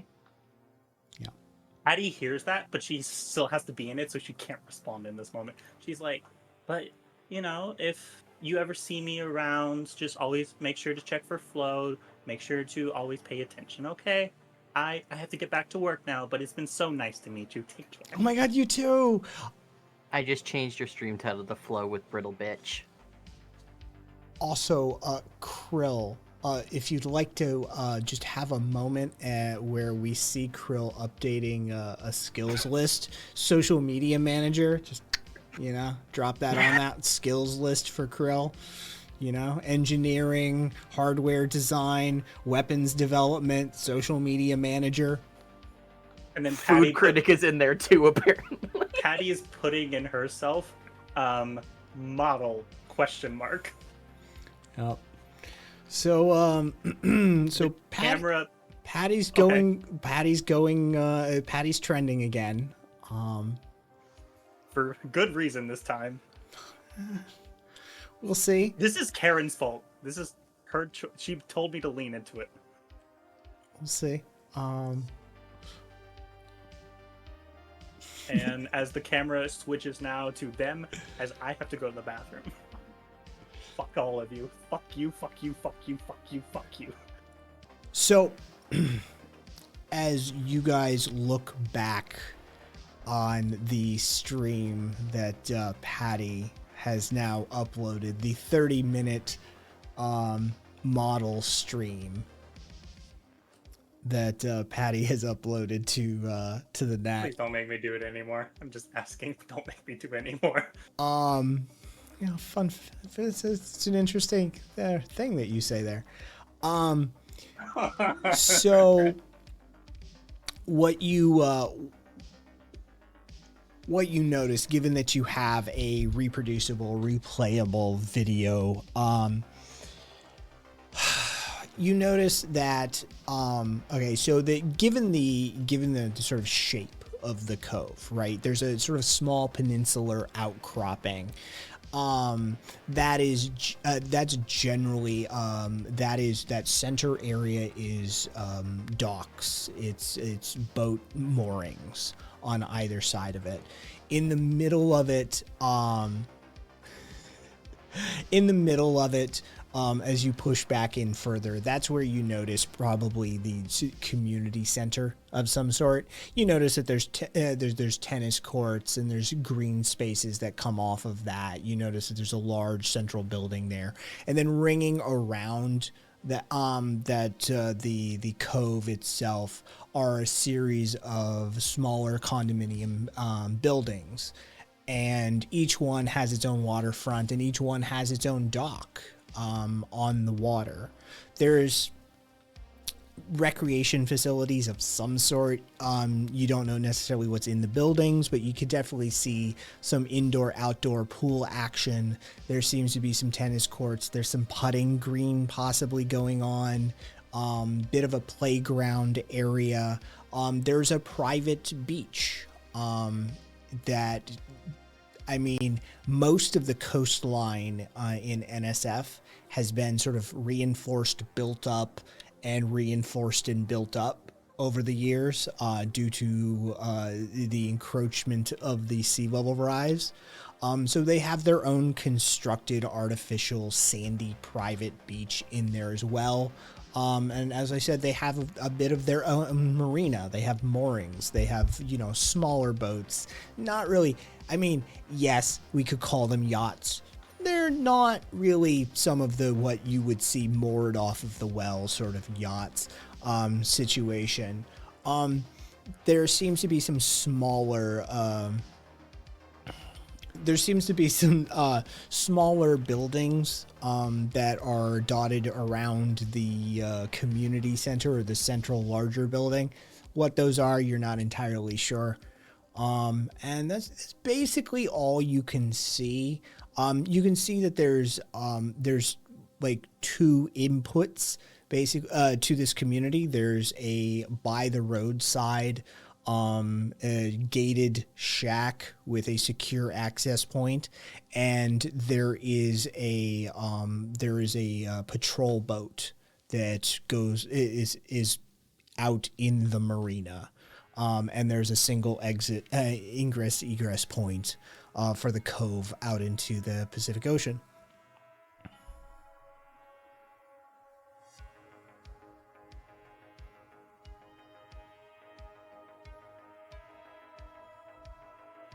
Hey, Patty, Chess wanted you to go splash in the water for a bit. Why? As she's like trying to hold the flow. I don't know. I've just got now about 40 separate replies saying that'd be hot. You got a lot of compliments in here, girl, honestly. Yeah, but I don't want this. I hate this. As she's keeping the smile, but she's like, I'm about to fucking kill someone.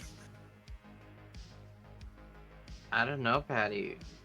We got a lot of people saying... Krill, is it important for the mission if it's... Yes, don't bullshit me. Is it important for the mission for me to go to the fucking water? Can I spend a fate point and use my... my plans come second to none and lie? You want to roll against my empathy? Yes! Do it. I fucking dare you. I'm using a fate point to spend +2. Oh, Karen is standing right next to Krill going, do it. That's a +1 with an assist. Yeah. Okay, so... Come on, Krill. I dare you. I fucking That's a dare +3 total. You gotta roll against. I gotta roll? Mm-hmm. Alright. That's a -1, that's a +3. Is it meets it beats it in fate? It's... I'm the defending Or is player, it... right? Yeah, you are the defending player. Essentially in a contest. Okay. How about this? I will let you have this if I get a fate point. Well, see... Is that what she was doing?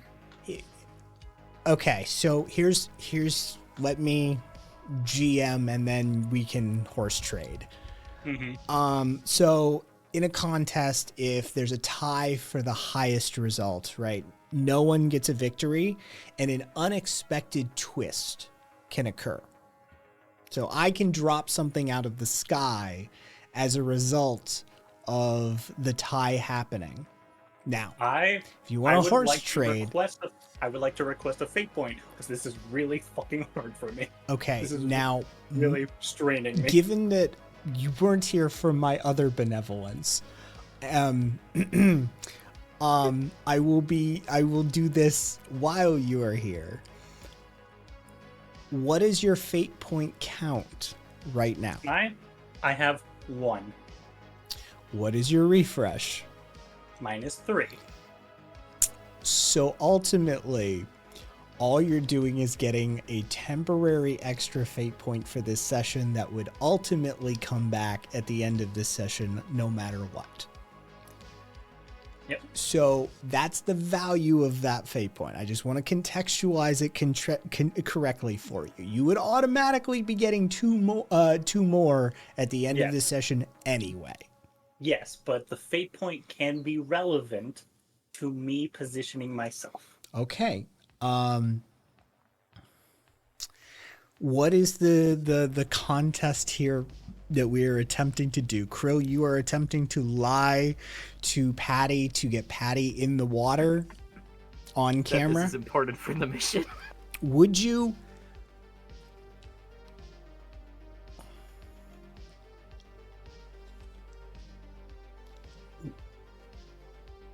Would you like to take... Which path would you like to take?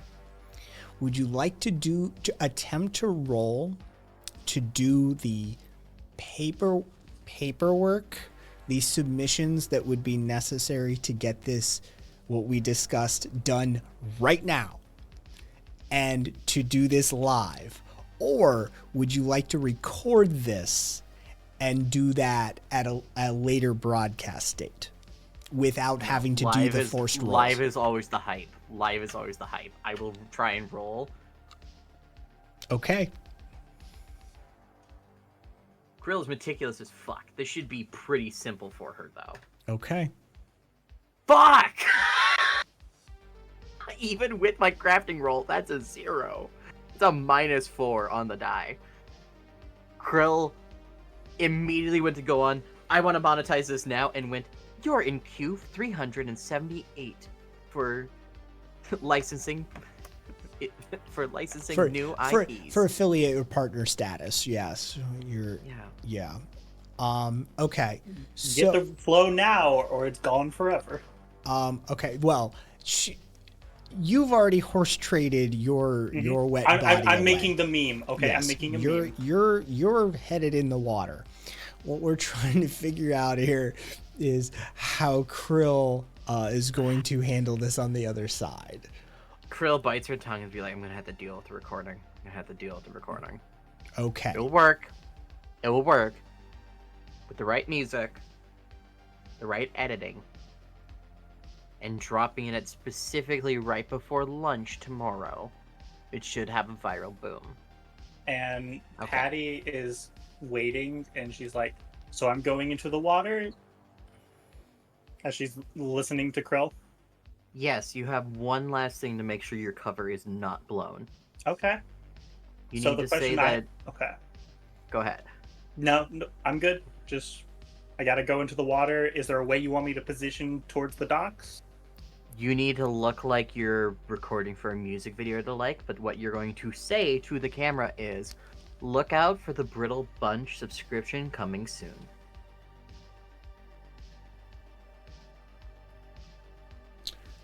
Okay. So, you can't get into this community. Nope. You have to go around this community. Yep. And as I'm walking, I know it's still live streaming, so I just start talking to the air as it's still live, and I'm just like, well, I have one final shoot today. I have to go to the water and get my best position set, and I hope all of you truly enjoy as you are going to watch today, and I keep walking. Kai, what is the chance security guards are watching this stream? Because most security guards are bored as shit and watch anything during their shift. There is a non-zero chance. Yes! And I just want to, and I'm going to put this in, and I just want to say, and I'm going to say this. For any of you in the surrounding area who are brave enough to join me, I'll make sure you get a exclusive view on the next one. Or beginning. However I decide. I'm wild like that. And I am trying to provoke security guards or any surrounding members of the Cove or other condominiums to come down. I hate every bit of this, but I'm leaning into it.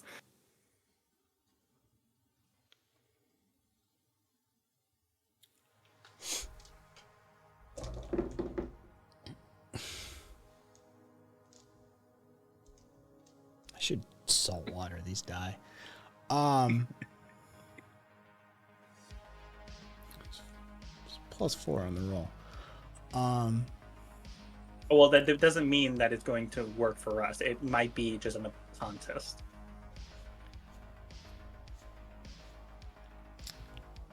I hate every bit of this. Describe where you're heading. I am heading to the water. I am having to circle around to the docks itself. I am trying to get as close as I can to the Cove's docks without being in their area. Essentially, I'm trying to get that free space between the dock areas. Like that small, like maybe 10 feet across area of private space with a public space in between.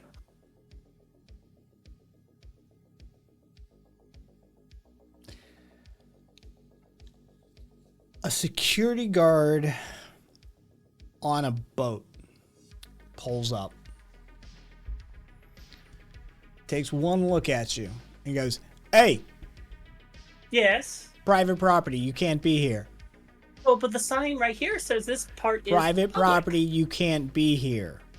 But I have to take these photos for my upcoming recording.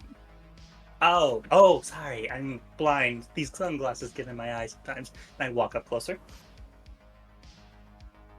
But you can be right over there. Thank you, and Big fan. Can I get a handprint? Gladly. And I stick my hand in the bag and where do you want it? I'm at work, so he lifts up his shirt and just shows you his chest. Ooh.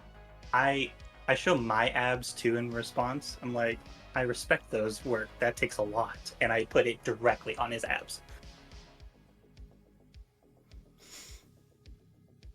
Just stay over there, you'll be fine. I will stay there perfectly. Thank you very much. And I feel like I'm possessed by Karen right now. I feel possessed. And yet it's Krill with the puppet strings. Yeah.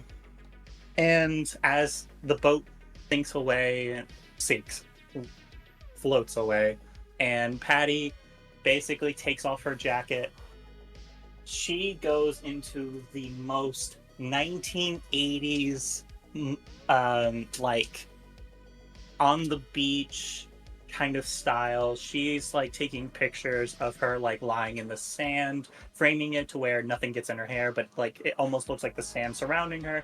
It shows Chip taking recordings of her running through the water, and eventually comes to the point where she's just literally down to her underwear, where she's got the sports bra and she's got the boxers, and then shows her and her full abs. And she does take physical poses. She flexes the muscles, right? There's still Patty even within the flow. And from there, it takes the whole dainty points, but then it also takes the physical points where she is flexing her muscles. And there's the final picture that's coming up as she's lying in the sands. What do I need to say again, Krill?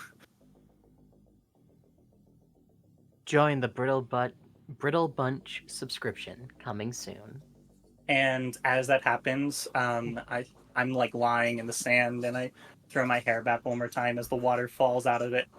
Join the Brittle Bunch subscription coming soon. And it kind of zones out and kind of focuses in on her abs as it slowly cuts the live stream. There's a little bit of a text that says, "Go with the flow," as it fades. And the stream ends. And then Patty just collapses. Jesus fucking Christ. Patty, Ugh. give me a roll. Okay. I hate every bit of this. +2. You only take 1 mental stress. Can I put it in the backpack for later? I need to hold on to that for now. Okay. Yep. Putting in the backpack. I don't get mental stress often, so I'm getting it. And she's like, okay. Right. She collapses for a second. She's like, job's not over. I might have to do more shit. I'm ready. Okay. And then she gets back into Patty mode. She's in work mode. All right. Live stream done. Do I need to do anything else? We just cut to Krill now actually in a shower, as her hub holographically is just sending articles to social media outlets. Once medtech grunt, now bountiful, beautiful model. Sorry, what? What was that? Can I, as wordy, can I have a revision? What's up? Bountiful muscled model? The muscles matter. Bara babe muscle. Bara babe model. There we go. That's all I need. Just the muscles matter. Scars and muscles of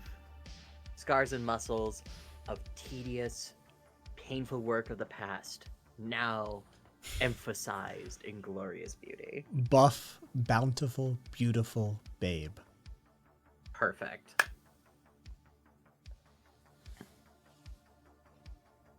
All right. Somebody Sorry, else, what were you because saying I there, need Patty? need a minute. I'm in work mode. What else we need to do? I've got all my shit together. I'm ready to do whatever we need to. I've gotten as much as I can of the cove. What's next?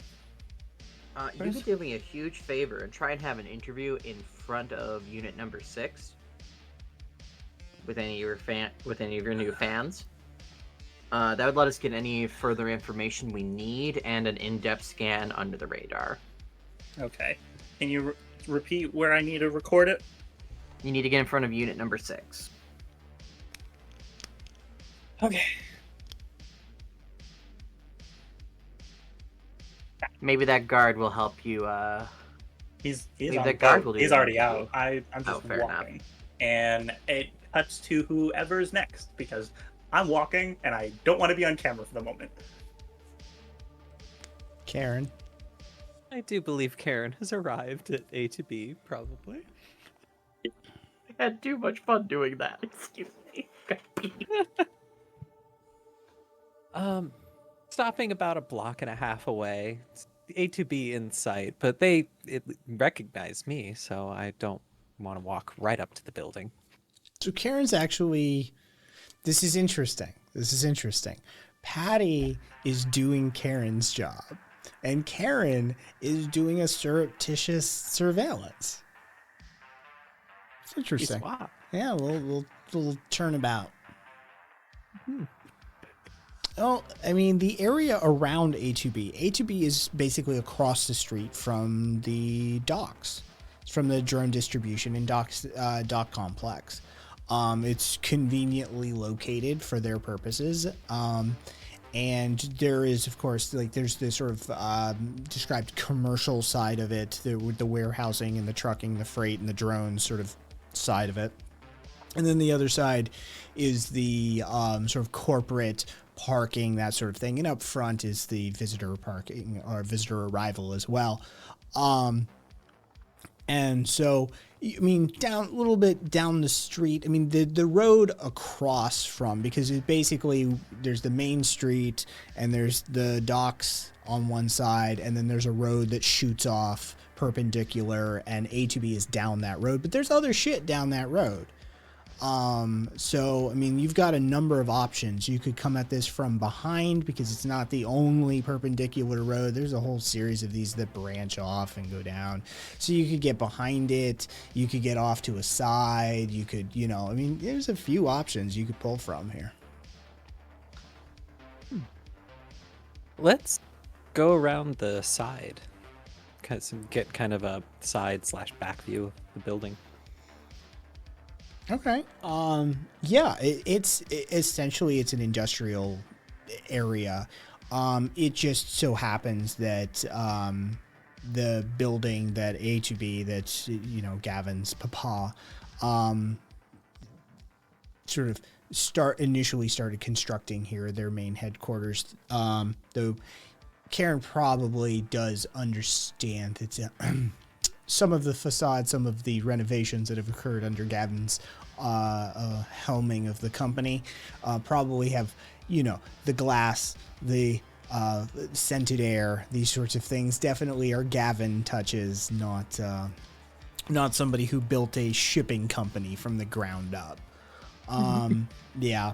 But the building itself, the warehouse, that sort of thing, it is situated in a distinctly industrial area.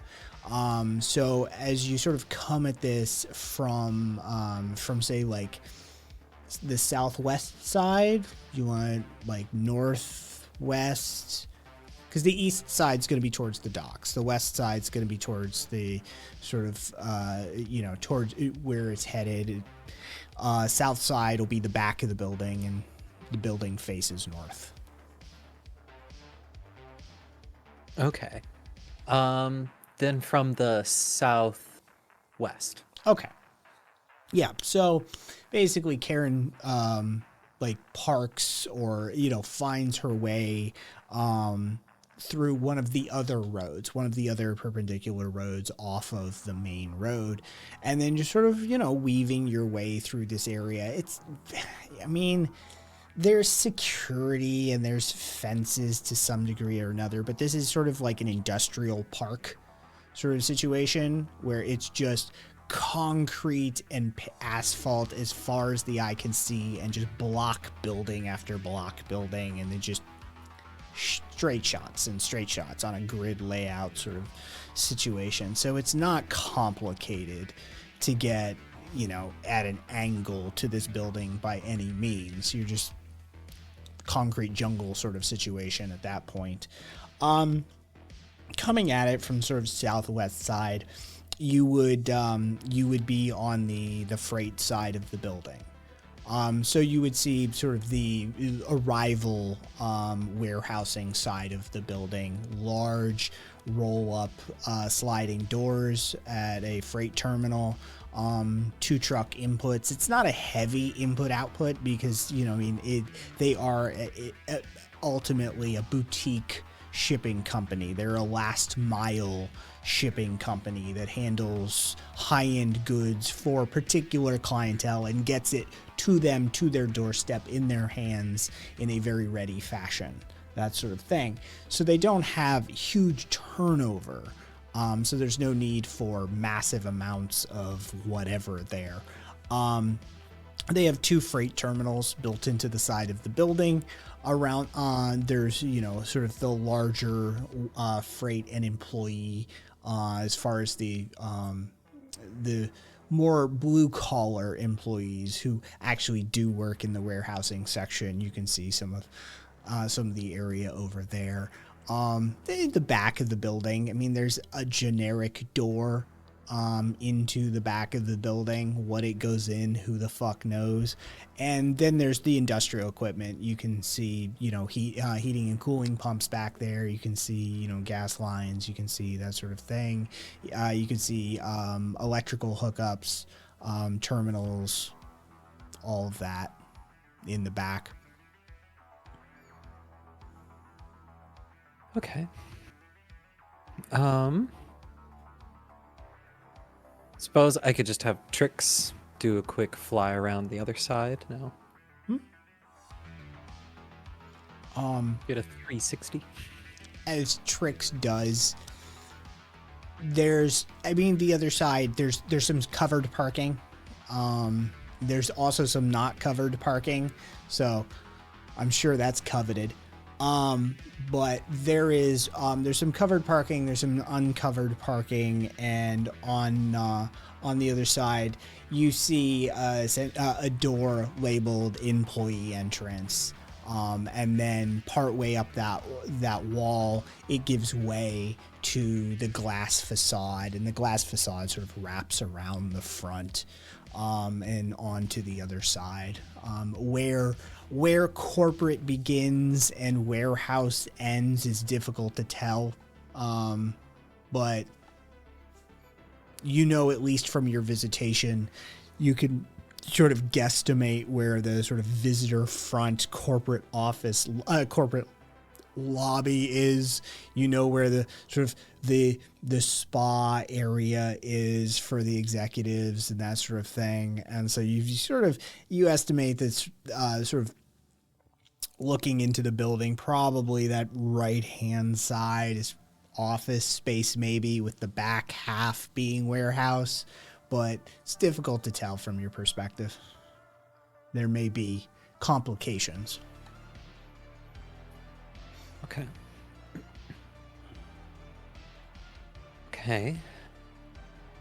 And so the freight was on the west side, and there wasn't anything on the back? Freight is on the south side. Oh, the south. Okay. Yeah.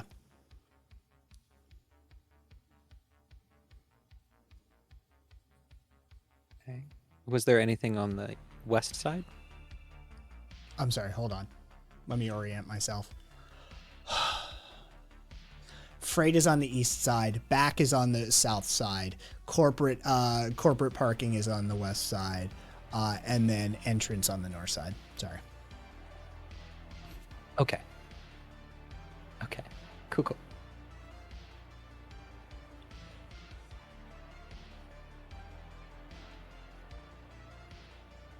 Okay.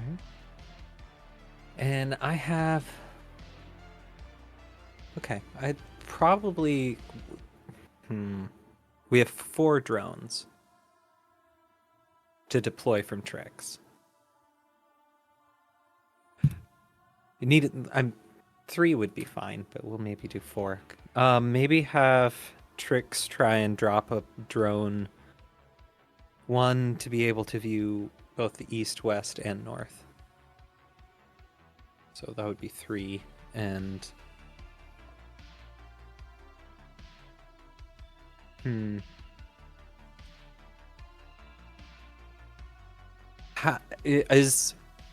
depends on what they can see, I suppose. I'm guessing it being a rather structured square industrial park, there's buildings right next door for them to just sit up on top of and have a pretty good view. Mm-hmm. Okay. Yeah, you can get a fairly unobstructed view from the east side and the north side. The west side, depending on where you put it, the car park canopy could potentially be in your way of viewpoints. The covered parking for the corporate employees could obfuscate. Okay.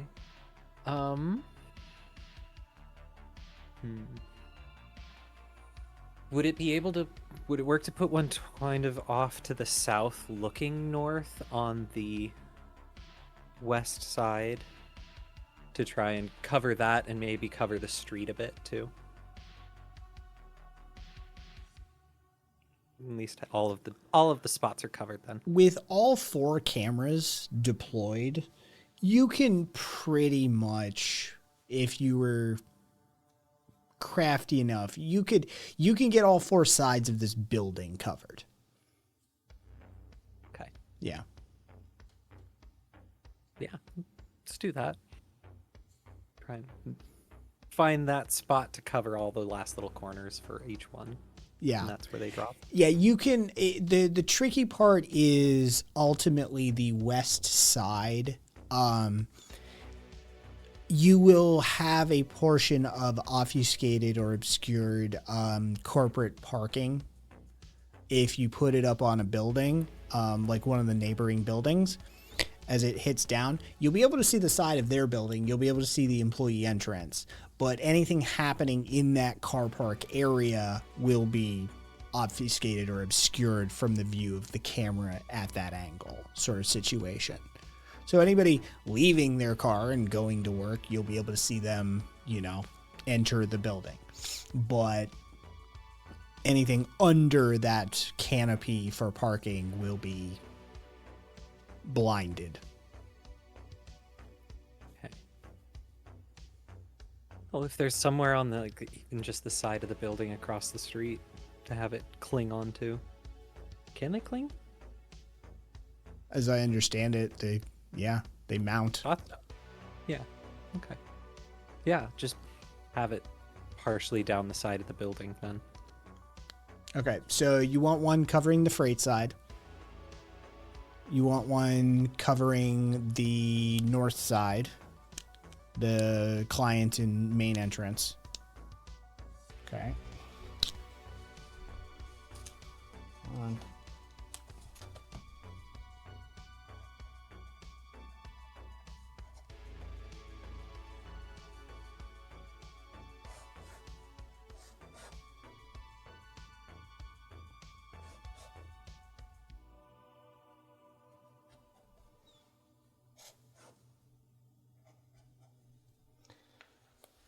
How did you want to do the west side? Building across the way and just screw the employee parking and be able to see the building from up high, see the entrance? Or are you going to try and not put this at west and angle the camera from some other angle and try and get a horizontal shot, trying to get a north-south shot at a lower angle? Yeah, I think I'd like the north-south, as long as it's still also covering the entrance. Okay.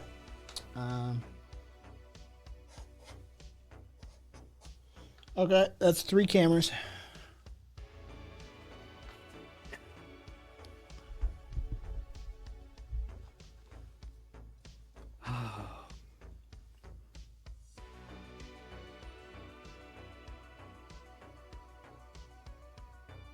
mean, I could have it watch the roof. um, watch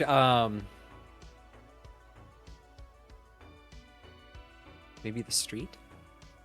Like, they're all. It's not any like main street next to it, right? They're No. just all kind of the side streets. Yeah. Yeah. Okay.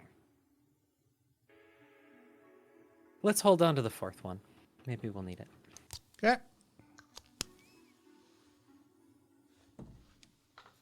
Okay. Karen sends a message to Krill. How do they look? Krill does a quick check going through each of the iBots. Anything obscuring our view? Hopefully Okay. not. No. Got good views on the buildings.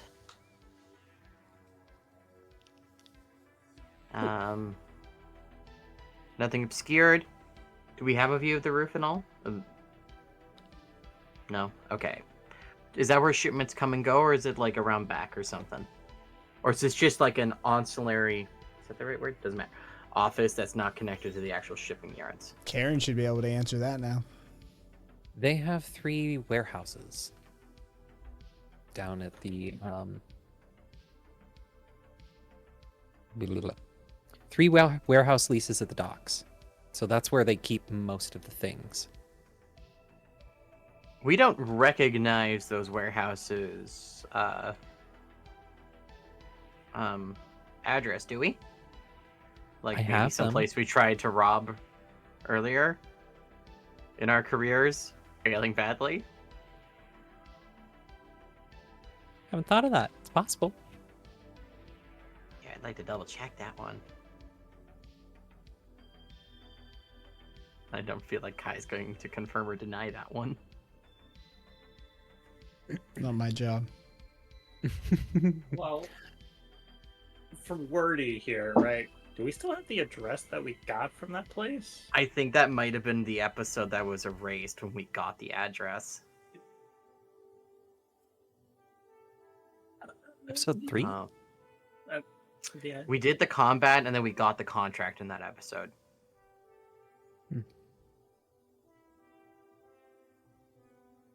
Okay. We can always check the transcript to see if there's anything in episode 4.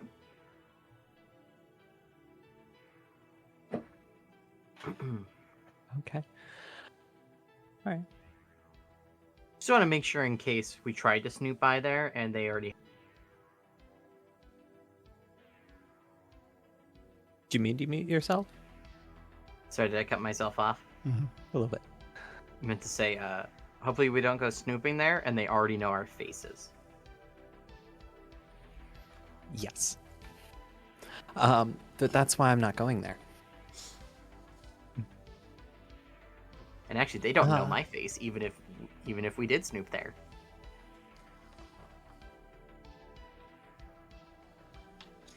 Yeah, I think if we were to poke around in the warehouses at all, that would be something Troy does.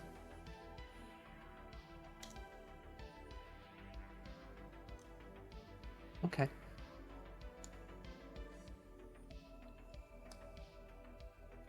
Well, I think I'm ready to head back. Message appears across your screen, heading towards the front of the cove now to try and flow my way through the rest of the ship.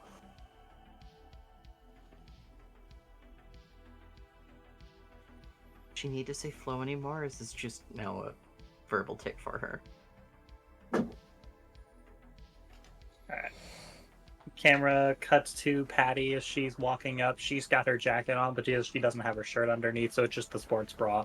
So she kind of has that like style as she's walking up to the front of the building.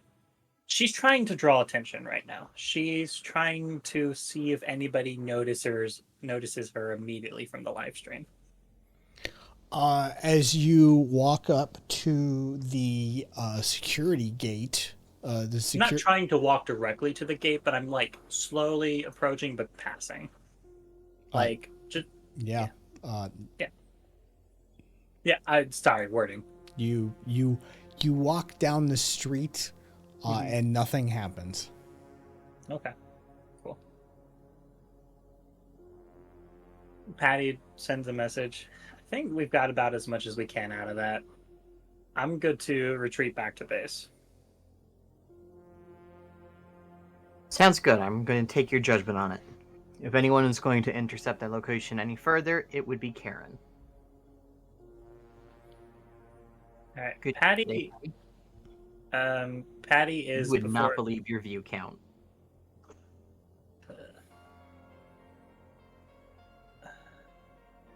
All right. God damn it, Troy. Patty does look back at the security gate, just to try to get a quick scope of it. Like, how many people sitting there? What's the security look like from that perspective? Give me a roll. Yep. +0. I got investigation. That's the best I got. You can see at least one guard. Is he how in shape is he? Is he like full on donut a day kind of shit? Like, what are we looking at?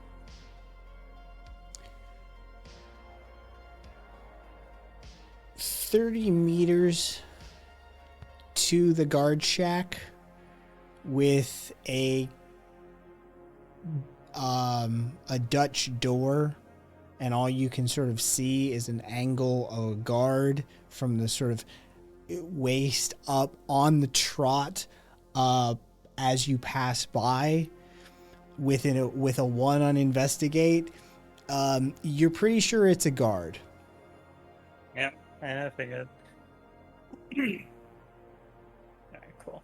Patty is takes a breath after having gone through all of that.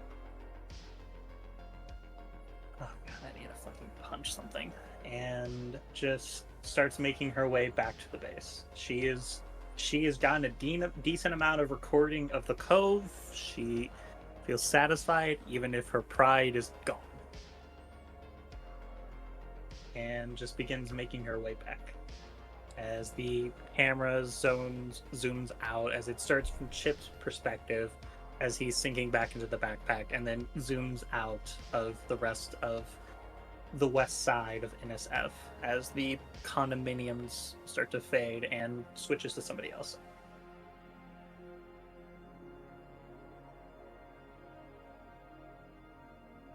Troy's busy monitoring some of the feeds right now. There's not much he can really do besides just keep track of everything. And in the background, he's running a little process to start putting some of those memories into... Oh, we'll call them Web A files. Okay. Fuck GIF. Okay. So consider that done. That's Right. it. Fucking no need for rolling on that. I have no idea what else to do to contribute to this right now. Exporting files is not a complicated task for Troy to accomplish. So Your shopping list. easy enough. He's also doing the shopping list too. Roll for shopping list. Okay. That's a +1.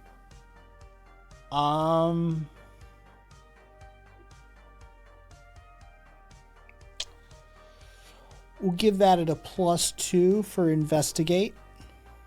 All right. We'll say your shopping list is half done. All right. Whoever wants to take it can take it. Do we just want to reconvene at the base? Just get the time Right, I'm frame. getting- Yeah. I just got out of the shower. Karen, we gotta meet up with Steven at... Get the vacation listed. Because I'm a good amp who takes notes. 2 Who? o'clock. At, we gotta go to the Zenith Fashion for our appointment.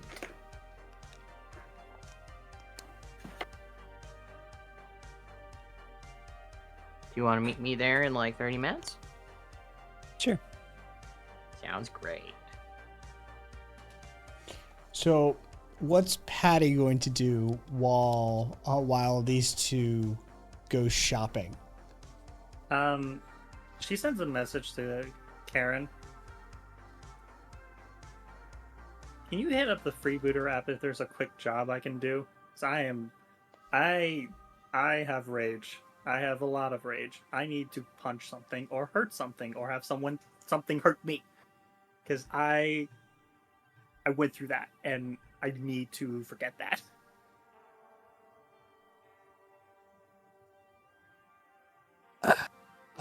I can look, Okay. is what you get back.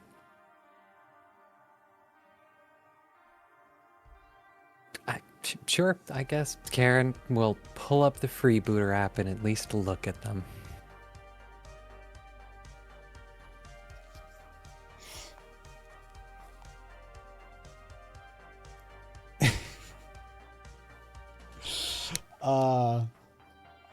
That's interesting. That is an interesting analysis you've got going on there. Yeah. There's a number of there's 3 new jobs available. Given your recent success, it seems that you've moved up a tier. So there's a surveillance job, looking to tail and surveil a corpo employee. There's a sabotage mission for a local drug lab, and there's a rescue mission to evac a trapped runner.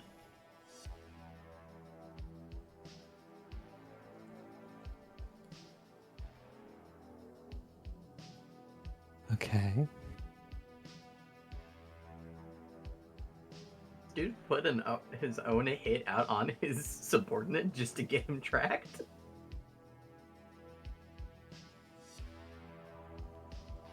So it was a surveillance on a corpo, evac. And a rescue mission to evac a trapped runner. Destroy a local And drug lab Destroy a drug lab. and evac a trapped runner. Depending on the drug, that's just getting a flammable source in there. The rest of the mission.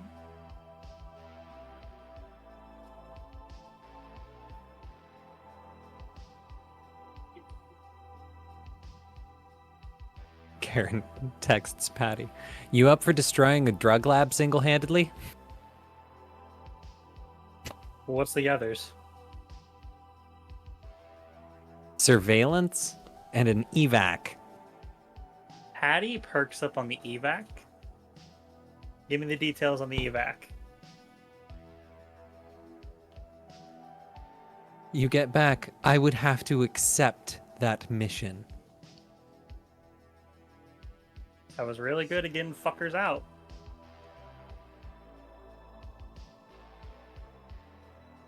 How much is it? It doesn't say. Oh yeah, prices are always attached. Oh, they are? Okay. Mhm. 6,500 creds.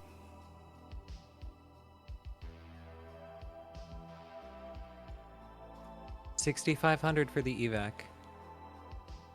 Hey Kai, Mm-hmm. how much effort would it take for Patty to put together a quick crew? If you want to take this job, Mm-hmm. you're looking at the next session being dedicated to that job, bare minimum. Okay, good to know. I'm probably not going to take it, but Yes. Patty needs to do something. And so if she's not going to do that, she needs to find some other way to get her energy out. All right, cool. So time to go on a run. Got it. Cool. Yep. Patty says, I'm going on a run. And just kills the message and just fucking starts taking off. Karen sends another text. Maybe try a punching bag, especially your right hand.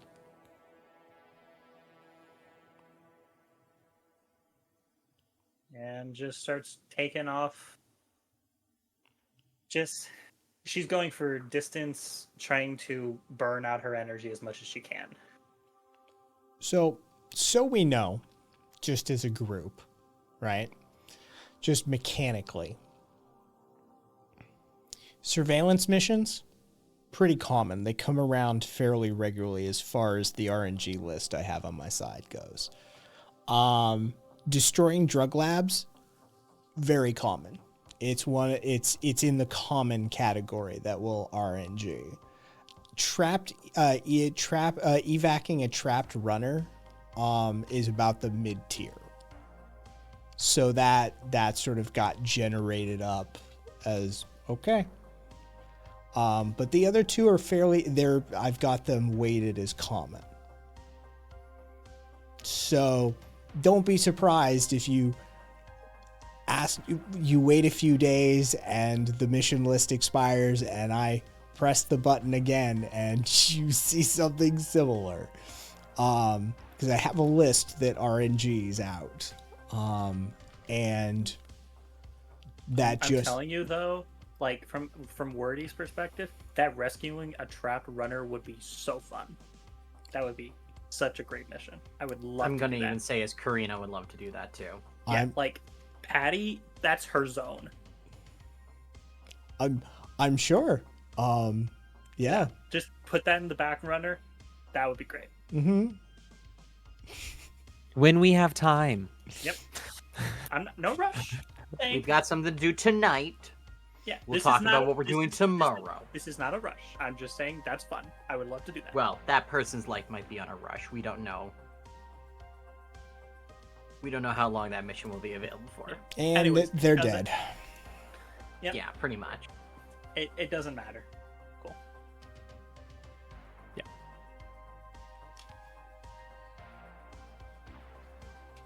So, Patty, give me a roll. Okay.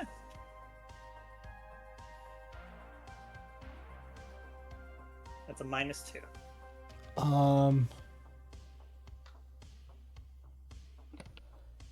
You have a mediocre run. The energy doesn't get out, does it? I'm just rolling your athletics. I'm asking Yep. not for an actual answer. Yep. Rhetorically. You just have a mediocre run. Shit. She got the job done, but she feels like shit. She did not enjoy that she is mentally exhausted from having to be Flo like that, right? Being angry Flo was fucking great, right? Like, even if she felt weird, she was like, I'm angry, I'm being a bitch, right? That was her being a bitch in a way she does not enjoy. She was like, I had to fucking be Karen. And look, Karen can do what she can fucking do, and she's good at it, right? I hate it. I hate every bit of that. And so there's this moment as she's like running, right? And she gets distracted as she's like fucking stuck in her head as she's sinking there, right? And the riddle actually slips away from her mind, right? Like, it's always occupying a part of her brain, but like in that moment, there's that feeling of like having helped the team and done what she needed to do, but it didn't feel good. It was exhausting to her. And so she's just literally like kind of like a trapped fucking lunatic right now, that she's trying not to just to fucking lash out and like punch something or hit someone, or if she bumps into anyone at any moment she could, but she's like trying to avoid. And because she's trying to avoid and actually like focus on everything around her after doing that, right, she isn't in the running high, right? She can't reach it, so she's trying to seek it to get there, but she just can't get there no matter how hard she tries. And so she's just stuck in the fucking city, just not enjoying what headspace she's in this moment.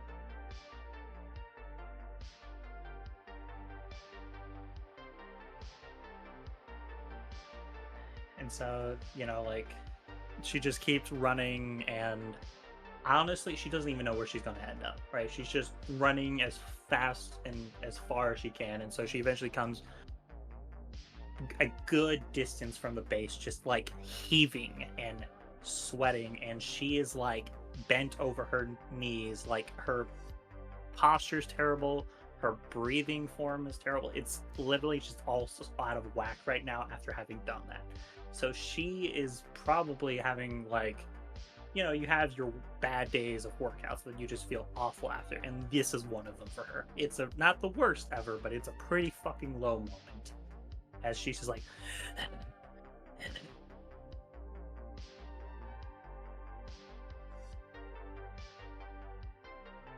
and just cut to the shopping as you see just like they hear the breathing and heaving of Patty as it just fades to wherever you go.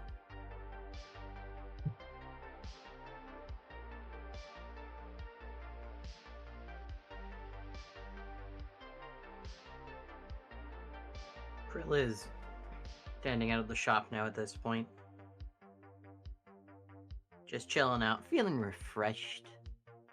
Her new hair and well-colored hair is all fluffy. Her skin glistening as she waits for Karen, fashionably late as she should be. I always arrive precisely when I mean to.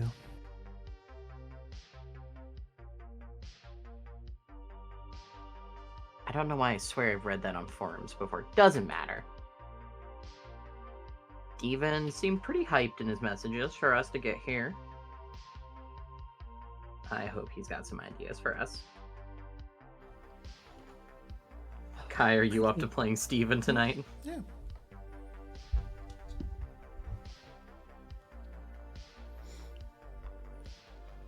So, Walking with the Zenith. as Go ahead. you walk down the street in the commerce section, I presume you're coming at it from the east side this time, rather than walking up the Yes. high fashion district portion of it. So you come up this We street. know where we're going. Yeah, you come up this street. You're headed west, and there's Zenith Fashion on the north side, looking out at you. Again, you know, the sort of sleek glass, stainless steel, modern, professional look. You go in, and Steven comes running up to Krill. Krill, what are you wearing? Krill is wearing her overalls with a fashionable waist belt, but her tank top that she's wearing underneath is quite muddied from work. Oh my god, girl, you look absolutely filthy. I love it. Well, you know what? You gotta work hard when you're trying to get this look. Or just get in the mud and roll around like a pig sometimes, am I right? Haven't tried it yet, but I'll take your advice. It sounds fun. You okay there, Caboose? Yeah, I'm gonna be fine. It's just, ow. Okay. Did we just cause psychic damage on Caboose? I don't know. No, his arm started cramping. Yeah, well, that's what. Oh, okay. Yeah, it is what I looked up. I'm like, geez, his arm just started cramping. I Like, think I bent it wrong or something. I don't know. No, Getting that's old. bad. fucking Yeah. Drink more water. eat a banana. Water. It might not be a bad idea. Water. Potassium. So, oh my god. So, like, you said you need some evening wear. Yeah, we're going to at least a... It's not the top of the line restaurant, but it's definitely one for the higher class folks. So we're looking to impress. I mean, frankly, and he glances over his shoulder at his manager, frankly, you shouldn't be in this pigsty. I mean, you want something further down the street, but I'm sure I can scrape something together out of the rags that we carry. Remind me one day we need to go shopping and it's not here with you. Absolutely. So, Also, unrelated, have you ever designed a uniform before? I don't. Design sounds like extra work, and quite frankly, I like my me time. Fair enough. Just trying to keep notes of who I know is good at what. Well, if you want somebody to spend your money, I'm good at that. Perfect. So, I knew a person like this in real life actually now at this point. So, what kind of evening do we have planned? Are we dancing, dining? Dining. Dining. Okay. Champagne and canapes, or wine and pasta?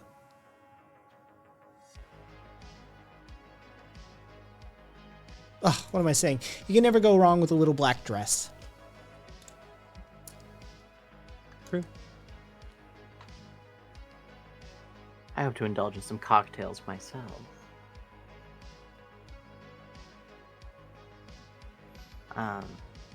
Yes, show us. I would love to see what we can get ourselves slipping into. All right, well, give me a minute to throw something together. The absolute travesty that these work outfits that these, frankly, harlots, corporate whores, come in and wear.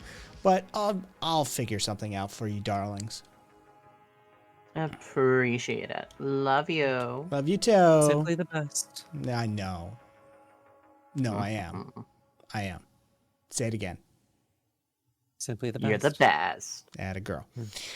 He turns around and saunters, sachets his way to the back of the store, and you see he goes back towards, because Zenith, described before, is basically ordered by, like, the way it's organized is basically by, like, model and color. It's type of outfit and then shades of outfit, basically. It's the most efficient method. So, you know, corporate whores. A room that would make an artist gag. Yes. Actually, it's probably, they'd love it because all of their palette would be properly organized. Oh, I thought there was a lack of, like, overall color, though. Oh, no, yeah, it's all shades of black and gray and beige and taupe. Yeah. You found a pink belt somewhere in there, though. Yeah, if I recall, he found it in the back. So...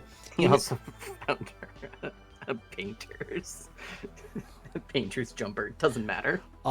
He goes back, and you just see, like, legitimately things just sort of, like, exploding off racks, and sort of dresses being tossed into the air and fluttering down to the ground, and this sort of cascade, this waterfall of fabric, as Steven makes his way through things.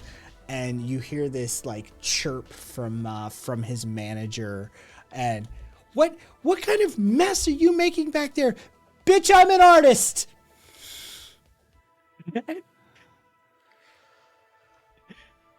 He comes back with a pair of black cocktail dresses, a pair of black pumps, and some stockings for each of you. He goes, he holds it up for Karen, and he holds it up for Krill, and he goes, I think those are your sizes. What am I saying? Fit in those. Those are your sizes. I'll take your word for it. If they don't fit, just suck it in. Shall we try? Why not? Perfect. So two make their way to the changing rooms. Krill is, like, in-depth scanning this manager's face to see just the utter recoilance in them. Just... She is... I like it why Karen enjoys it. Give me a roll.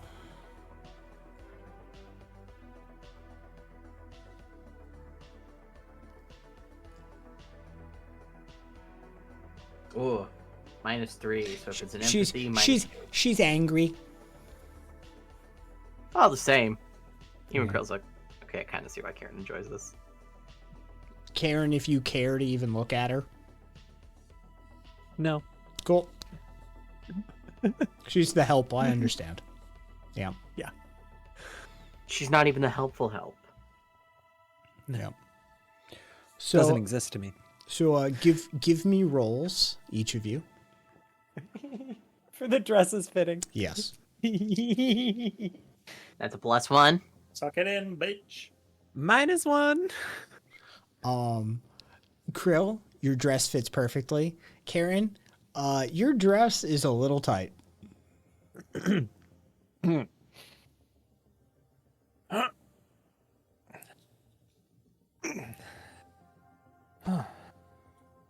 Okay.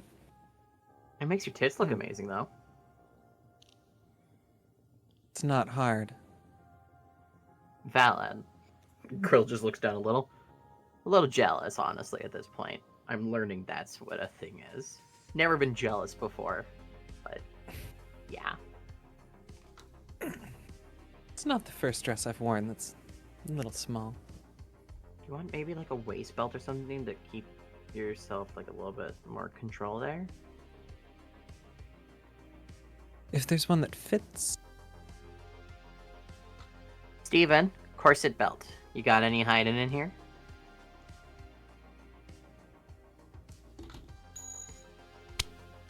One comes flying over the door. Thanks, love. Love you. Mwah. And Krill just, You just hear with you utter hear, dexterity you- of an engineer, just whoop, whoop, whoop, whoop, whoop. you hear him and has hiss high at his tech. manager, by the way.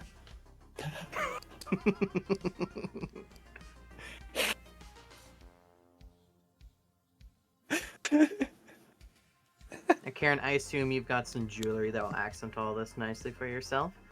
I should be a little bit more of a background character to you, so I hope you can add the final touch to this. Oh, yes, I have those. Perfect. Alrighty, I think we're good to go. Also, those pumps, perfect on you. A little weird on me, but I think I'll do.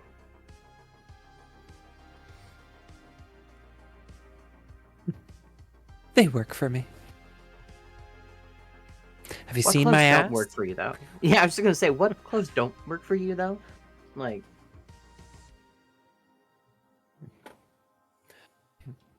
Krill just has this moment of looking into the distance of like, who the fuck was I a month ago compared to now? This is what fun is like. Okay. And throwing the latch, they both strut out. Oh my god, you look amazing. But of course you do, I dressed you. Anyway, I the think belt we need to get a works. checkout. The belt works. Do you have a clutch? Yes. Carry a clutch. Agreed. A personal drone to carry any of my things, including my bag. Personal drone. Personal drone. Yeah. Yeah. I make them if you're ever interested. Maybe.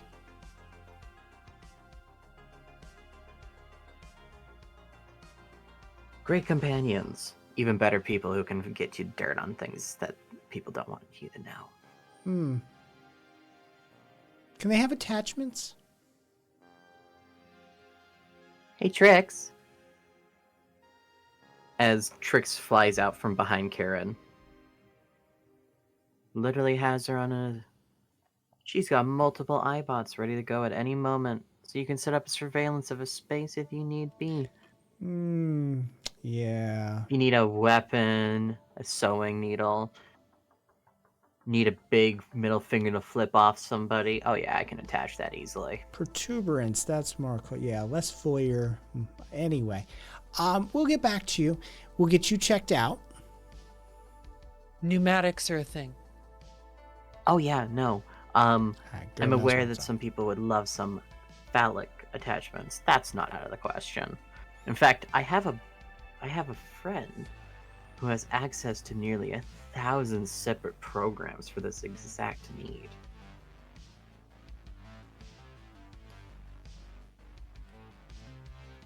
Okay. Yeah. I'll keep that in mind. Give me Thank rolls. you so much. Oh, -3. Me too. You got yeah. -1. Okay. Neither of you notice. Steven walks you up to the counter. The camera, on the other hand, Steven has a raging erection.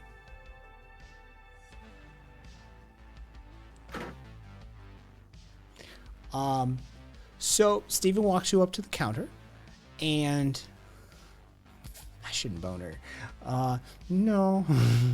Personal drone boner. Dildo attached drone boner. Dildo bot. Flying dildo bot boner. That can also not just fuck you, slap your enemies in the face like a drama queen it is. New Zealand Prime Minister boner. Right? Was it the New Zealand Prime Minister? Somebody had the drone with the dick on it. I think it was New Zealand, but I don't think it was. Oh, or was that Boris Johnson? I thought Boris Johnson had a dildo drone fly above him. Somebody had the dildo drone, and he went to smack Dutch. it. Dutch. All right. So another fake country. Got it. Yeah. Gary Kasparov. Oh wait, Kasparov's fucking Russian, isn't he? Chess player? Yeah. Wait, no, I think it happened both. He had it happen So too. multiple. Okay, so yeah, there's the clip. All right. Either way, flying dildo drone. Multiple people have had to smack a flying dildo drone out of their face, apparently. Go humanity.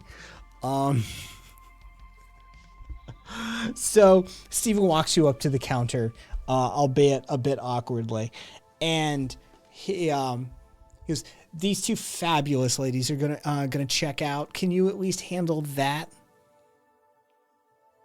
His manager looks at him and goes, "You know I'm your boss, right?" He goes, "Yeah, that doesn't mean you're my superior. Check them out."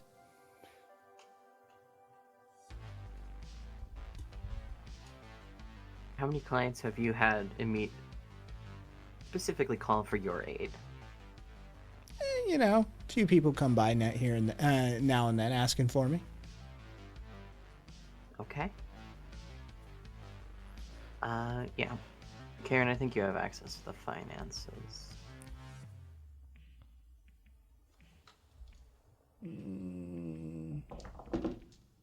How's your security system? Need any updates? Anything along those lines? I specialize in robotics and drone work and such, so I like this establishment. So if you need any hands, you can always call on me. All right.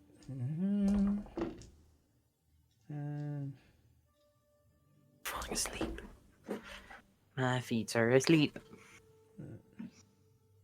All right, so okay, that'll be 657 credits. 220 for your dress, 385 for yours because it's more fabric, and 52 for the corset.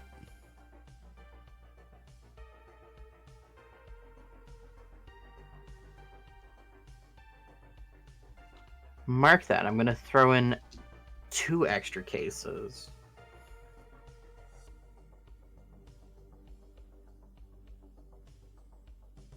Okay. It's all investment at this point. Remember that, Karen. You need it more than I do, but sure. It'll be fun. And like I said, I'll pay for it in the long run.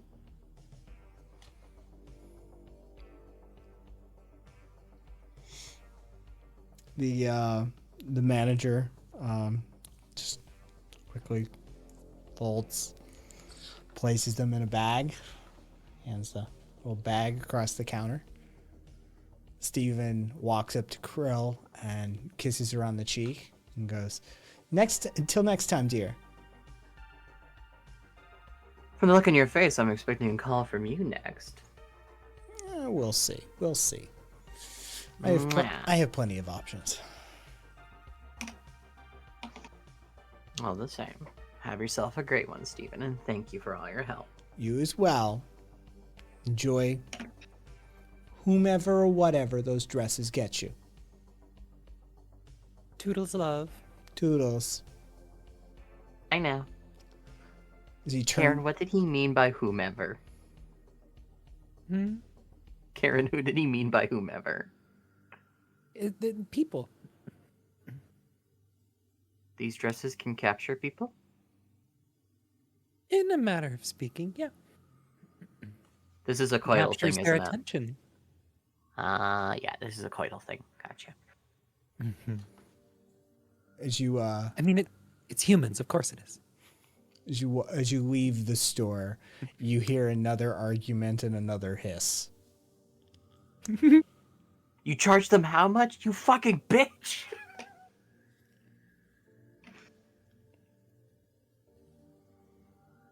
Alrighty. I think we're ready for tonight's. One thing I think maybe we can put it together back at the base. How about a burner phone that I could slip to Gavin? Ooh.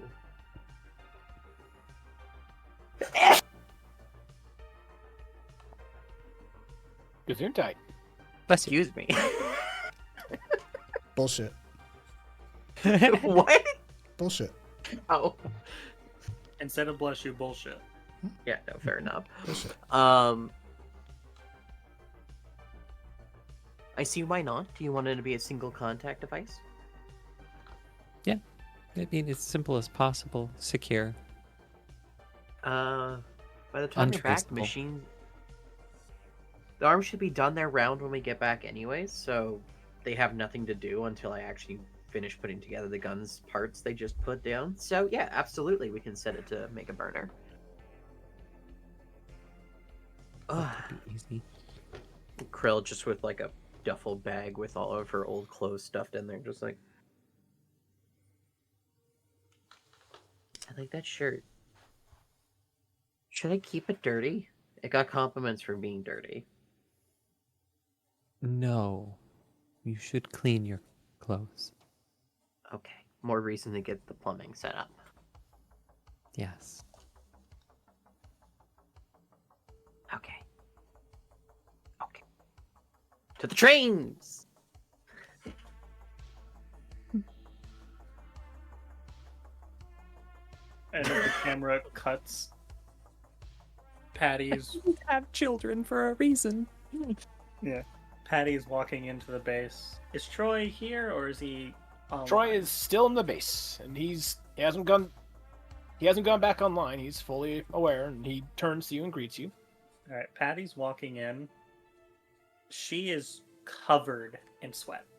And Troy has an issue reading human behavior. Patty is the most obvious. I'm feeling like shit. I'm wanting to punch someone. I feel like shooting something. As she's walking in. She doesn't say anything immediately. She's just breathing heavily. Greetings, Patty. Did you enjoy your workout? No. Is there anything I can do to alleviate this? No. Very well, then. Did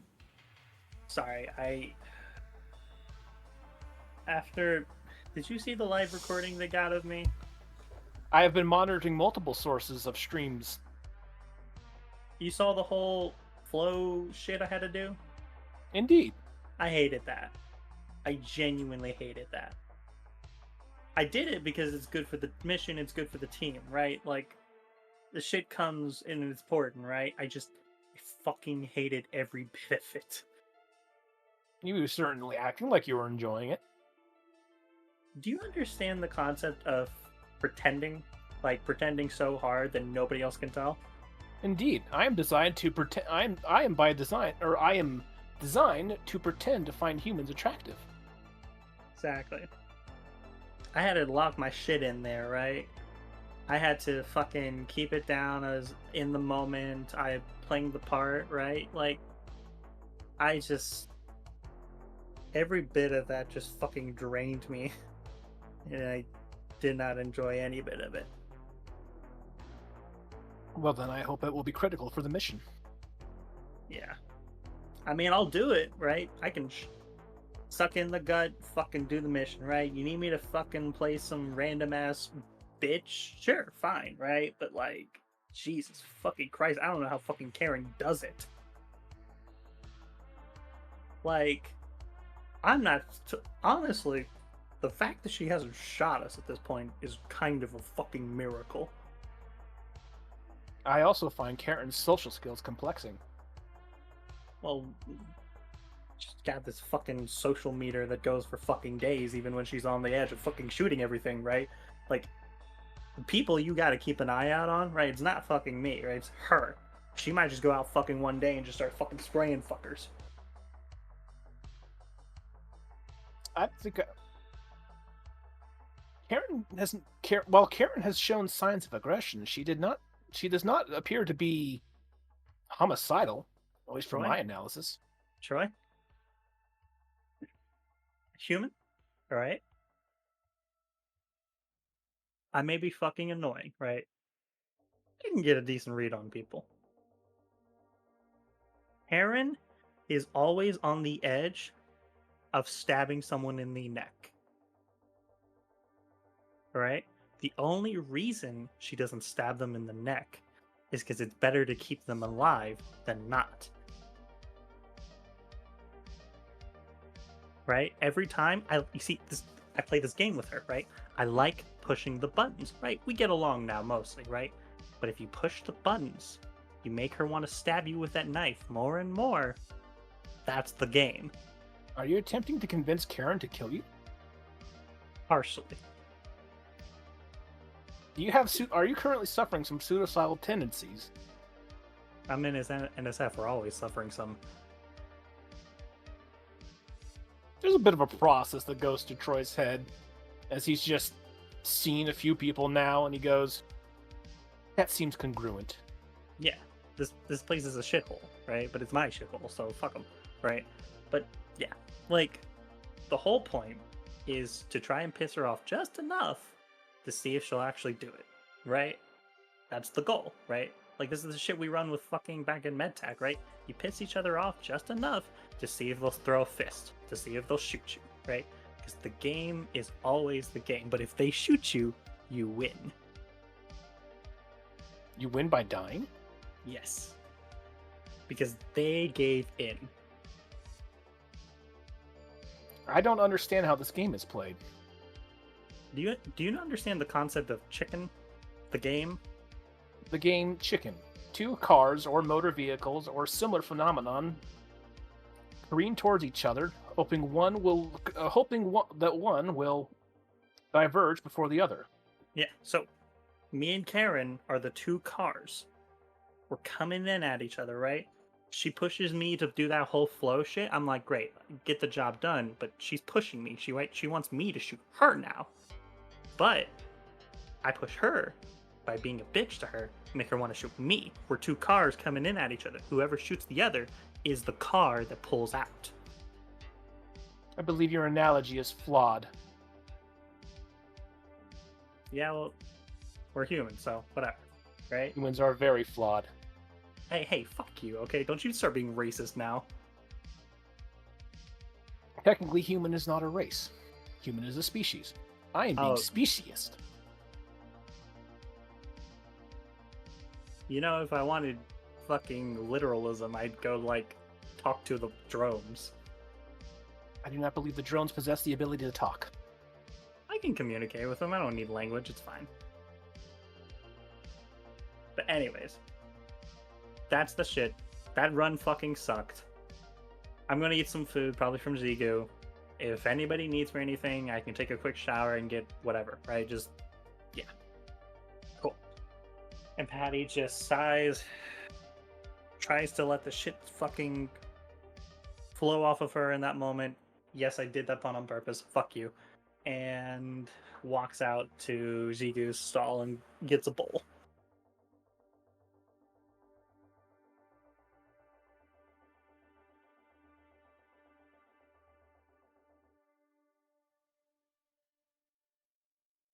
Karen, you want to go? Sure. Yeah. we head back to the base from there. Yeah,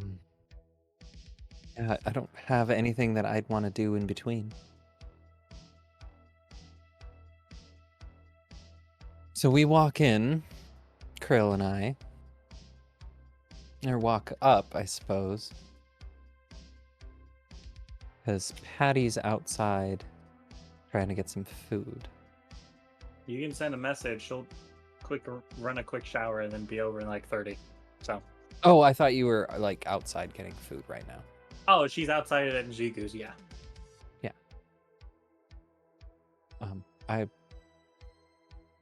I would be walking up. I don't know if Jigu's there. Yeah, is Jigu there? Can you see us how hot we are?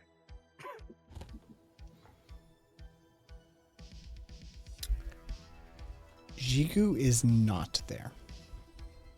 Oh my god, did Kai come through really loud for everyone else? Yeah, a little bit.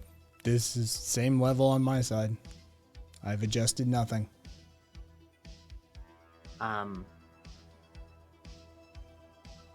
Is his assistant there? Uh-huh. We technically don't know his name because that was retconned. Yeah. We just blow him a kiss. Well, at least Krill does. Can't speak for Karen. Mm-hmm. Oh. Walking through the city is that way.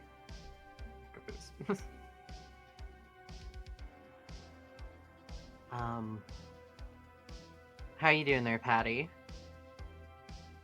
Great. I'm feeling fucking fantastic. Can I make an empathy check? Oh, no, you don't. You know Patty is in a shit mood.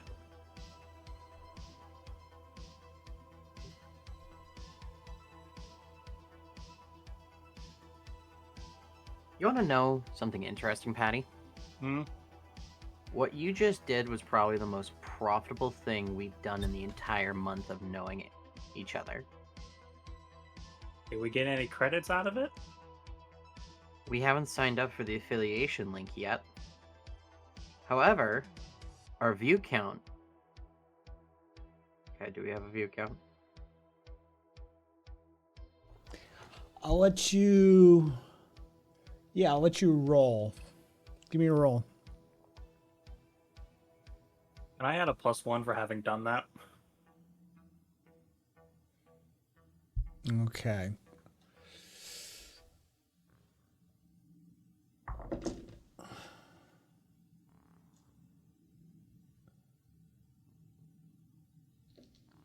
$8,300.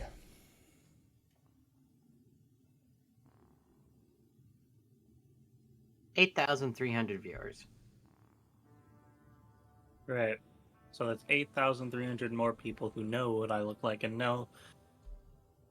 I can promise you none of those people were new viewers. Those were all viewers who had followed from the viral video and checked in on you.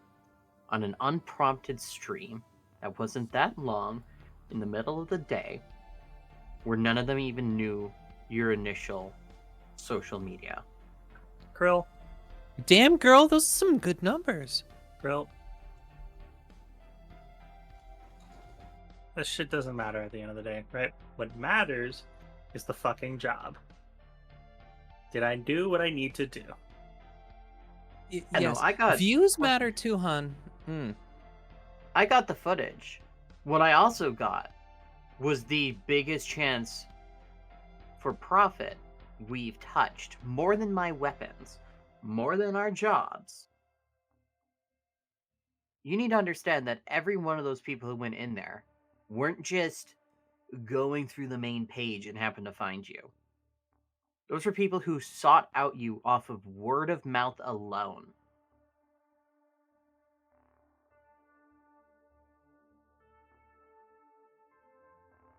But it's not even fucking like exercise videos or like fighting shit. It was fucking No, that. don't.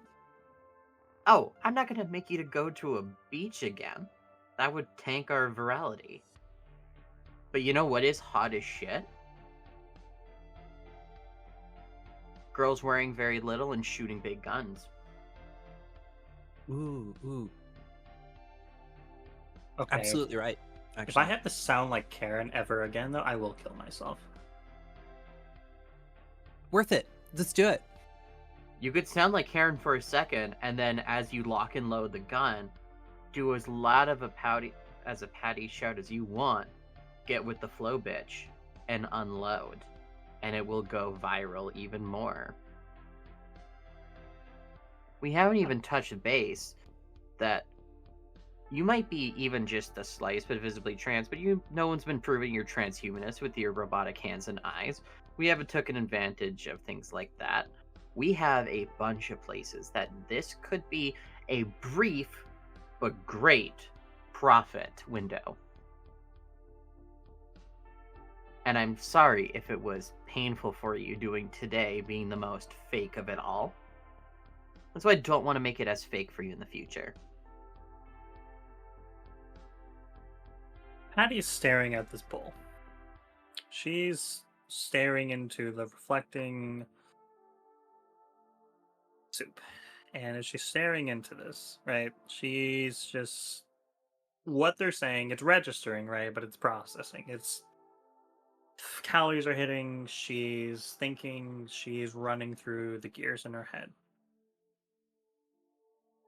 She says two things. She doesn't look up, doesn't say anything else. Okay? Pause as she takes a big slurp of the bowl. And she doesn't look up, but the question is very clearly directed towards Karen. How the fuck do you do that 24/7? And she doesn't look up, but she is very clearly saying it. Do what?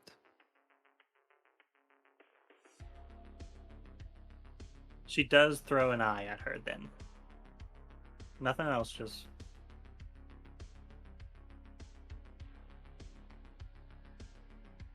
And then she goes back to her bowl. Karen, maybe you could give Patty a few tips on putting on a facade for a moment's need. You don't just do that? Huh. Okay. Um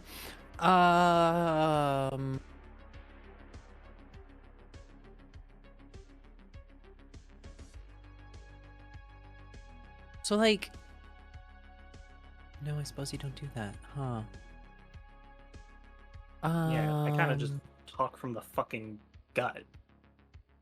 I know, you don't do anything fun, like, flirt with somebody extremely ugly just so they'll buy you something. Feels like a dick move. Do you get what you want?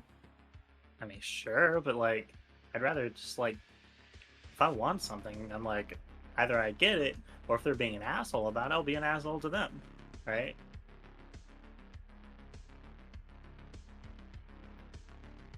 Oh, okay. All right. Yeah. Look, Yeah. You have to put those things on a shelf. What is it? Was it ethics? Ethics. You have to put those on a shelf. You don't worry about those. They don't matter. Yeah.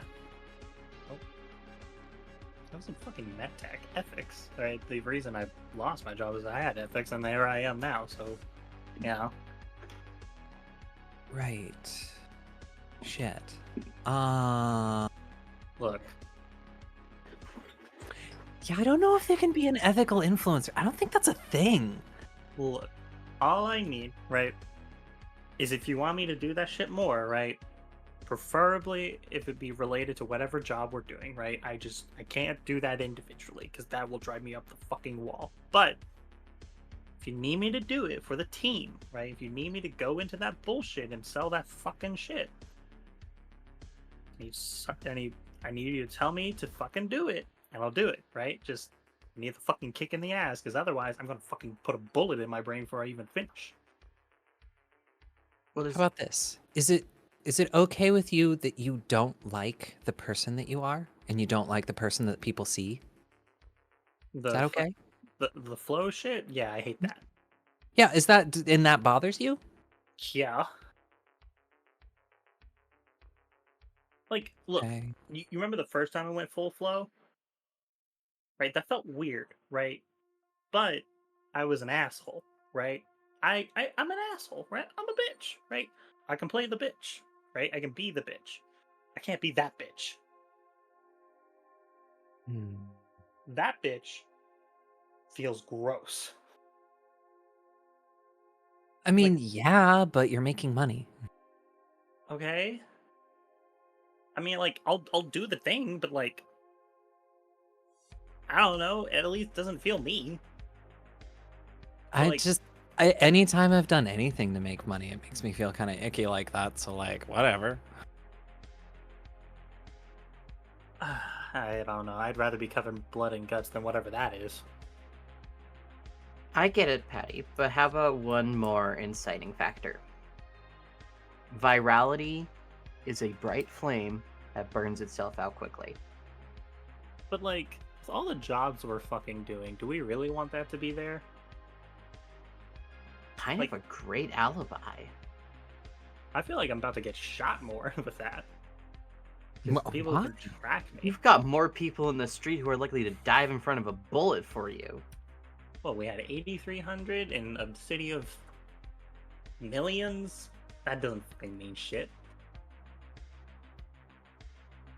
Plus, like, That's it's 8,300 who saw you live, hon. That's it. That's who were there when you were on, watching you as you did it. That's what those numbers are. The number who will watch it will be 10 times, maybe more than that.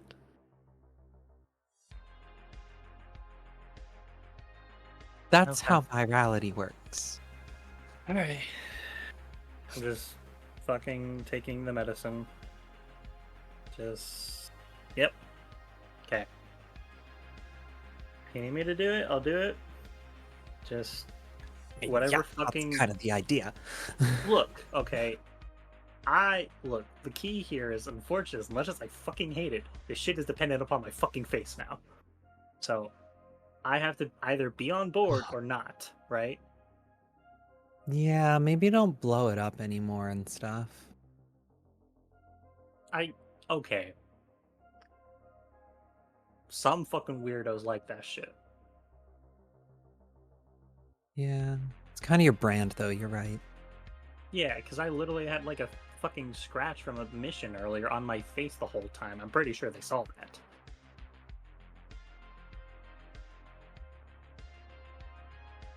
Okay. Okay. Alright, yep, cool. Welcome to the Flow Rickenbaum, the fucking...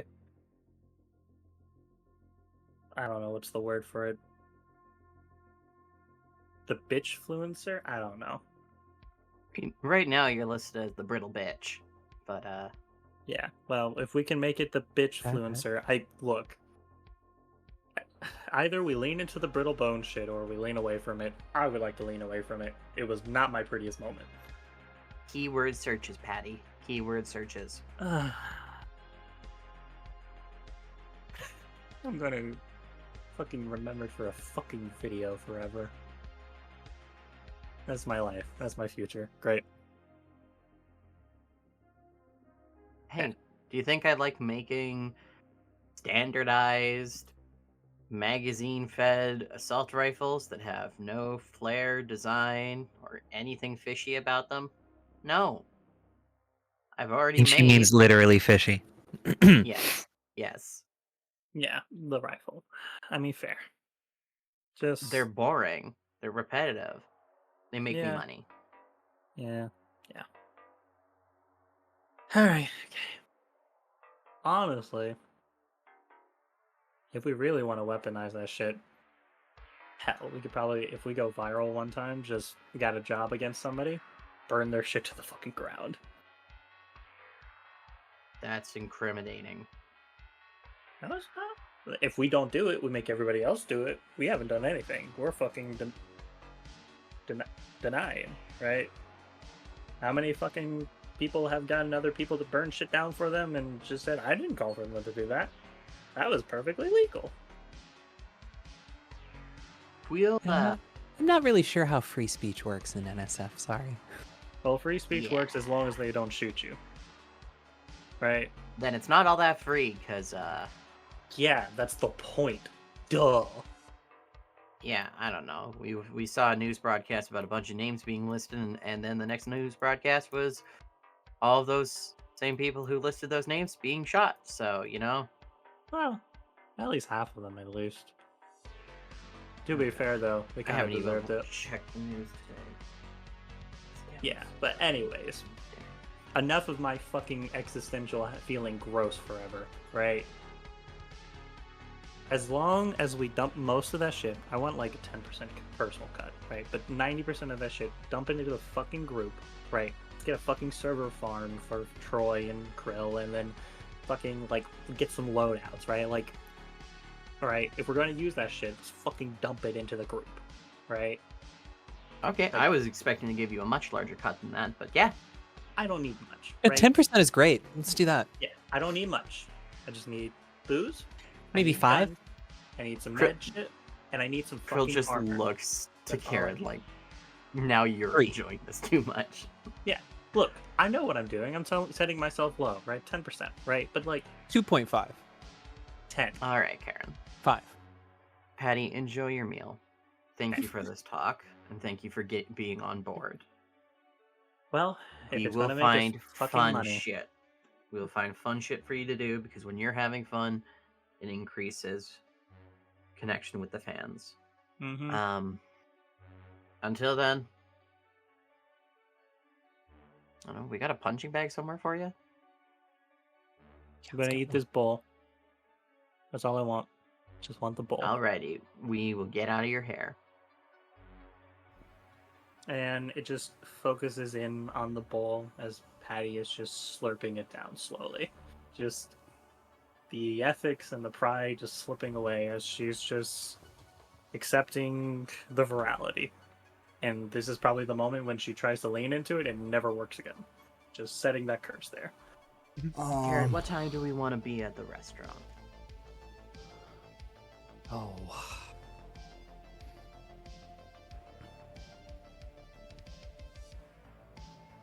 Oh, let's see, what time did we get there last time? Early evening. 6-ish. Alright, so I guess we kill a couple of hours. Mm-hmm. Is there anything anyone wants to do in those couple of hours? Troy, you got a project you're working on? Nothing really worth narrating all that much. Yeah, Troy, that's- would you like to attempt to refine any of your code? All right. Yeah, just in this 2-hour window he has, he's going to just make a few attempts to refine some of the code on the clone project. It seems like they have a little bit of an issue following commands accurately. Okay. So, taking over, refactoring things, taking a look at there's this variable kind of gets executed in a way that would be better if it was done another way. So, craft roll. Craft roll. Craft roll. That is a fucking -2. For a total of -1. Get good, sweaty. Okay, well, It's getting close to the end of the session. Yeah, let's do a fate point. okay. You gonna Okay, we're invoking, you merely adopted the net. okay, you for this gonna one. you gonna re-roll or add it? I'm gonna re-roll. Okay. Are you fucking kidding me? Same roll. I'll roll with it. That's a -2 again. Yeah, yeah, somehow, despite the fact that Troy is a machine, this abstraction to, a lot of this coding is just kind of above him for the moment. Humans think weird. I mean, much in the same way that humans are a binary electrical, like chemical electrical system, right? we have hardware that we're running on, and there seems to be some sort of platform, some sort of operating system that's embedded in it as well for us. Troy is a binary computing device, but it doesn't mean that he necessarily understands himself. Right? It doesn't necessarily mean that he understands these things. And without actually sitting down and like properly digesting all of the literature for programming, which Troy has not narrated, you have not narrated, and Troy hasn't done, he's not sat down and done a proper programming course.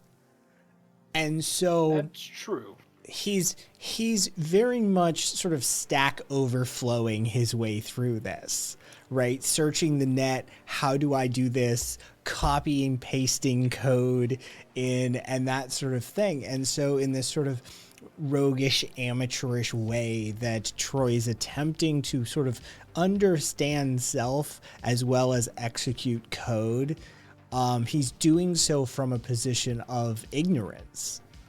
Because he isn't programmed to program, he's programmed to fuck. Yep. And so if you wanted to ask Troy the nuances of how to operate human genitalia, Troy can tell you in detail that sort of thing. But Troy didn't even really understand how human programmatic array sets worked. So, like, at the end of the day, like, Troy is still sort of net Stack Overflowing his way through this programming project of his blindly to this extent. And maybe maybe it's being demonstrated to Troy that he's beginning to reach the end of his capabilities of his knowledge set.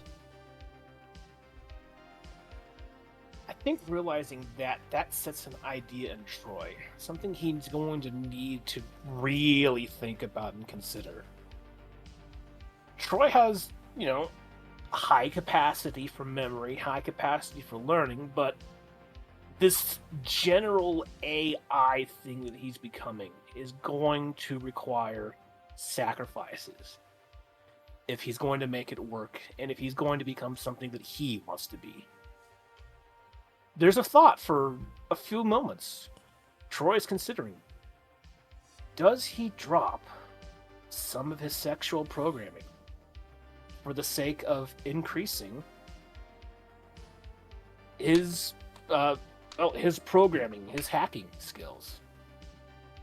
It's a difficult question that Troy doesn't really have the answer for yet, and it's going to be something he's going to need to ruminate on. But is Troy ready to sacrifice what is a part of his purpose, the essence of who he was built to be, to become who he wants to be?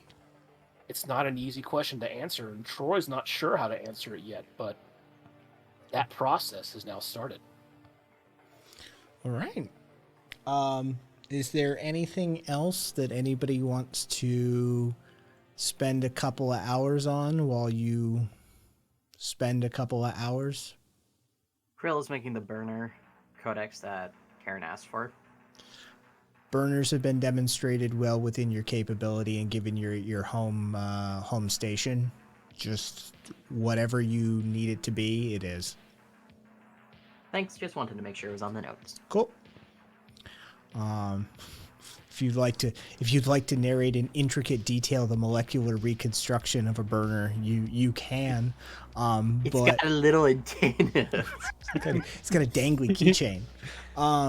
It's got one of those annoying little keychains that the fucking Japanese. Yeah, that's exactly Yeah, what I was Just a thinking flip of. phone. All right. Got a little cat on it. Meow. Oh my god! Every time he opens the flip phone, Sparkle Kittens come fucking the logo. God, loading screen and everything. Yes, yeah, fully branded merch, right? It's just a This is little a cat burner phone, shitting no. rainbows out of the little cat on the keychain is just shitting rainbows. This is a Sparkle burner Kitten phone. subsidiary brittle bitches. God damn it. Your anonymous disposal burner device for direct connections to Sparkle Kittens, brought to you by Sparkle Kittens Incorporated. Meow. Yep, fully branded merch. It's perfect. We're idiots and it's perfect. Yep. Yep. Okay. Patty. So actually, anonymous burner codex created. Were you doing this Yes. single recipient sort of situation?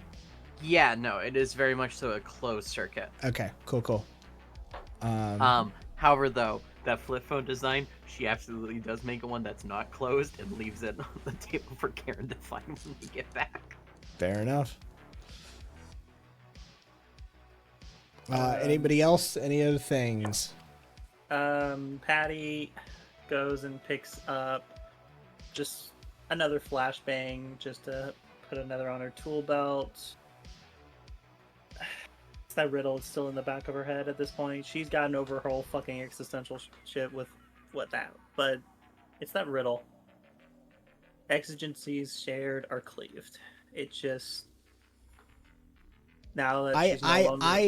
I personally, like, just out of, I would love to hear as your GM, right? Mm-hmm. Have you made heads or tails of what that means? No. Okay. I just know something important and something pressing shared is either dealt with or solved or some aspect. Interesting. The problem comes is we haven't played for months, so I haven't thought I about it. know that I can say this without spoiling anything or ruining any of my plans. Have you ever heard the phrase "many hands makes little work"? Yeah.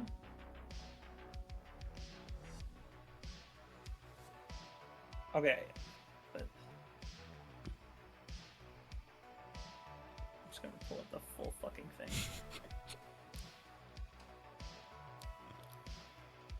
I'm gonna go to Troy.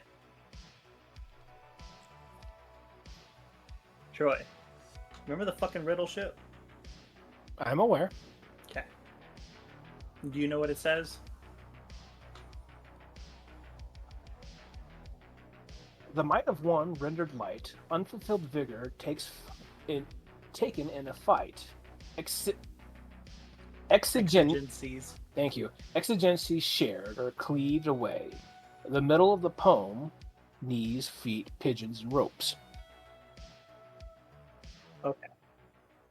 I'm not getting anywhere with this, right? Do we just fucking drop it on a random ass website, say, hey, I got this weird riddle. What the fuck does this mean? If you're going to use the web to search up a potential answer, why not just search up the words of the poem?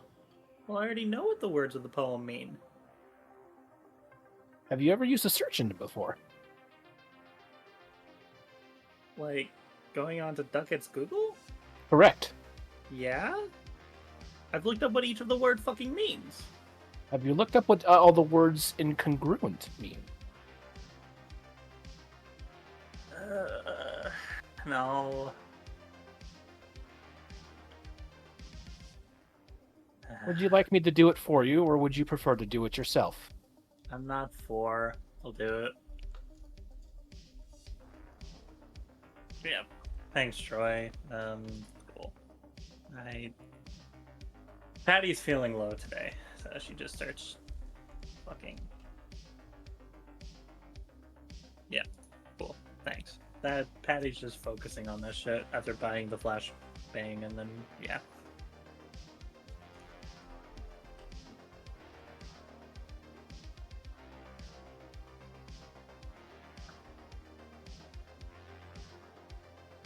Anybody else?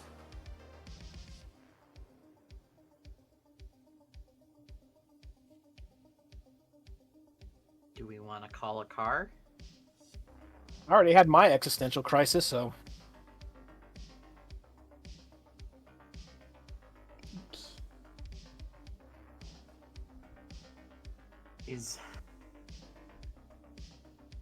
Remind me. God damn it. Both our headlights are on our car, right? Nope, just one. No, I put them both. I fixed them both.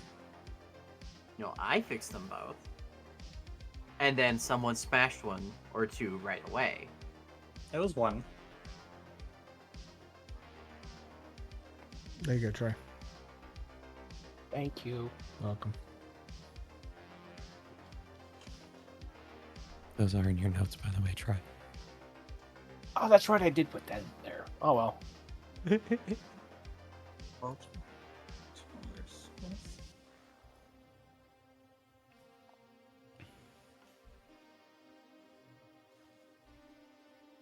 Why does this go to this? Oh god. I swear, this is a fucking Giordano shit again. Oh, I even bookmark it in the notes too. Nope. It's literally labeled in the sidebar. The might of one rendered light.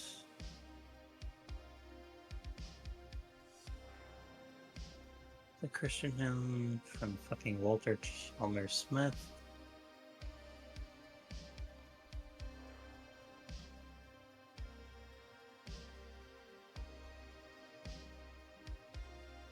Okay, I'm not figuring this out. Either I don't know. Are we doing anything else further in this session? Or are we like... Oh, yeah. I assumed you guys were headed out. Yes. That's why I was asking about the car.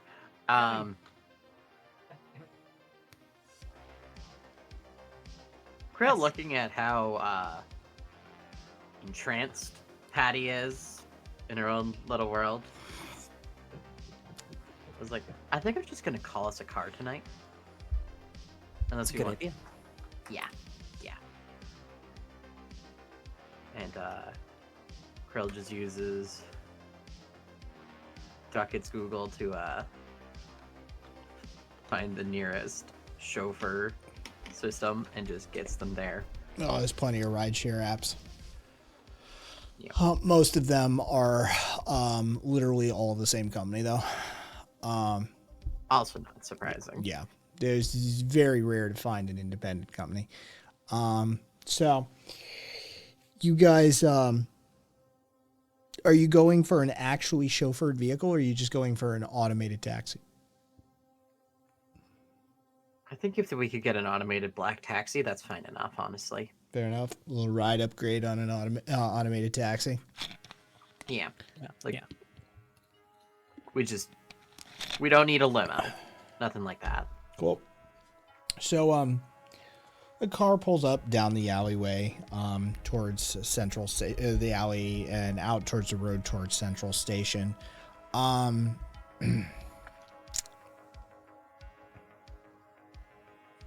Karina. Yeah. As you walk out towards the road, give me a roll. Oh boy. That was at me, not at Krill, but at me. How about I actually? God damn it. Try number 3. That's a +1 on the die. It's a perception investigation.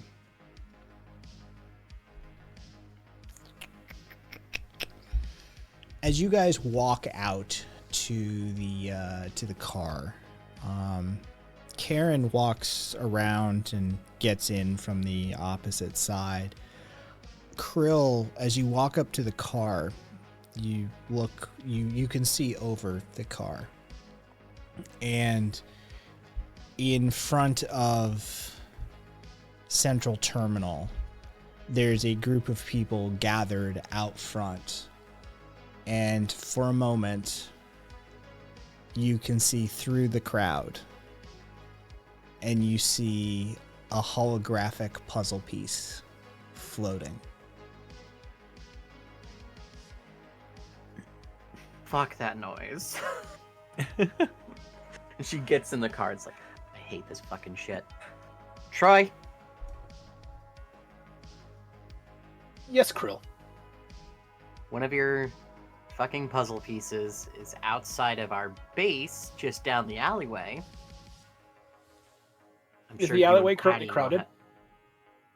No, it is on, like, you need to go outside the alleyway and cross the street, and it'll be right there. I will consider it. Okay, cool. Make sure your guards and safety measures are up. As much as they are, I'm not risking any more of my security systems. I'm not touching that with a 400-foot pole, thank you. Patty was enjoying that puzzle a little bit more than current predicament. It might bring some satisfaction. Or worsen it, who knows? Entertaining either way. Alright, toodles. Boop. So, Karen and Krill get in the car and headed out for, a little gal's night out on the town, surveilling and infiltrating and conning, as one does. It's pretty much a straight shot, actually. Cetabello's on the road straight down from one of the branching paths that come off the central terminal anyway. So essentially this car is picking you up right outside the train station and taking you just 5 blocks that way and dropping you off for the situation. But two lovely women out on the town in slinky dresses, of course, should be picked up and dropped off as appropriately. We also don't want to be seen leaving a train station for this op. In the style that one is accustomed. So, where are you getting dropped off? Oh. Right out Right. front? What are you thinking, Ken? Not right out front.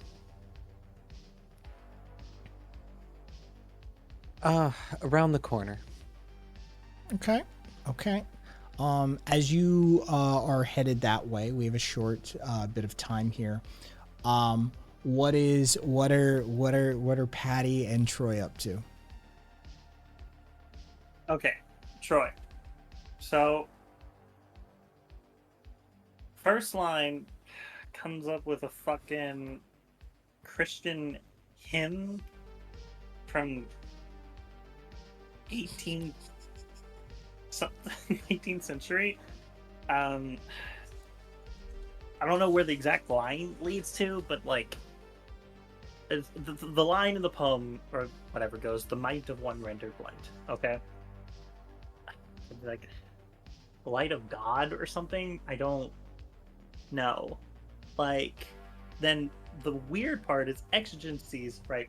Like pressing matter, urgent situation, right? And in a rhetorical sense, at least the way the thing is describing, right, is like an outside influence on it's like a rhetorical thing. I don't, by this dude named Lloyd Bitzer, he writes an imperfection marked by urgency, I think, which is other than it should be. Which, what the fuck does that even mean? So what is Troy doing? There's no response from Troy.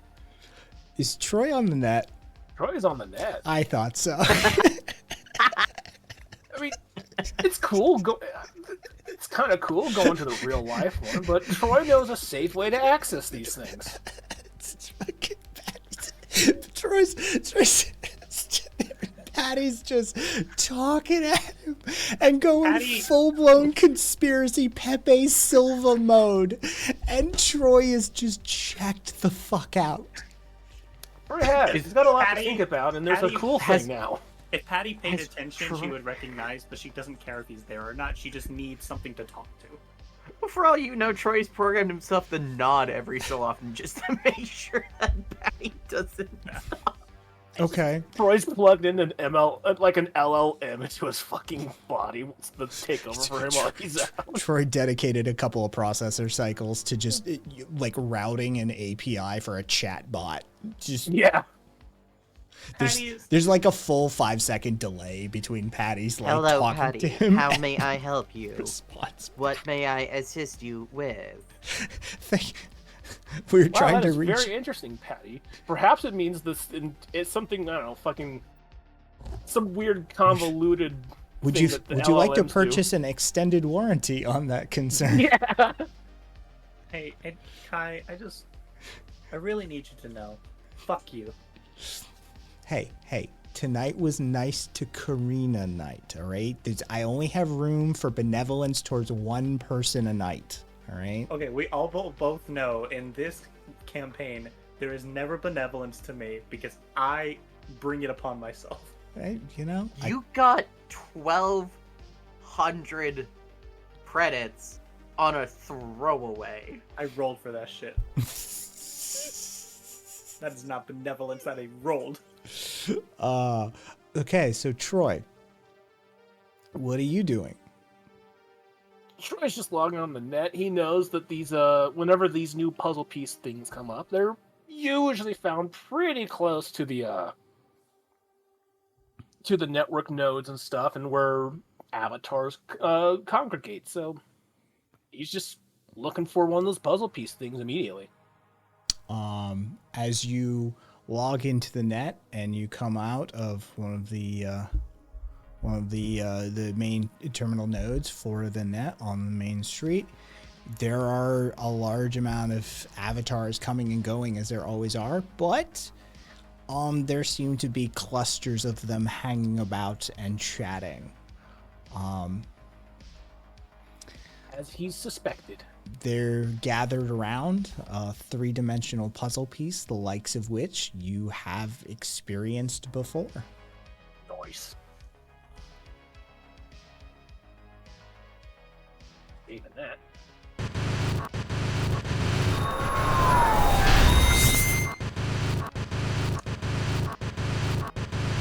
Atonement Chin Crab.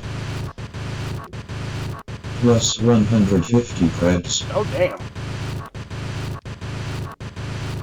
More next time. Chin crab. Crab chin.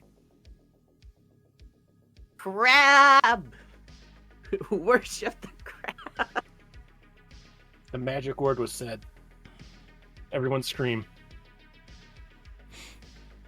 Alright, well, Atonement Chin Crab. Again, nothing seems to make sense about these, but Troy's kind of excited for a puzzle to solve.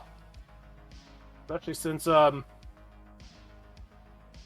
other one's kind of starting some processor cycles that Troy's not ready to really process yet. If you catch what I mean. Have you just so you know, you receive your credits, of course. Alright. Troy's listening in on the crowd that's around this piece and just seeing what they're saying. They're happy to get the increasing amounts of credits. That seems to be the topic du jour, is that these credits are going up in increments that are starting to matter. And so people are starting to discuss whether or not there's going to be another drop. Is this going to go up another? Like, hey, we're, 400 creds if we can scrape it out of this, whatever the fuck this is. Like, we'll take our creds. This sort of situation.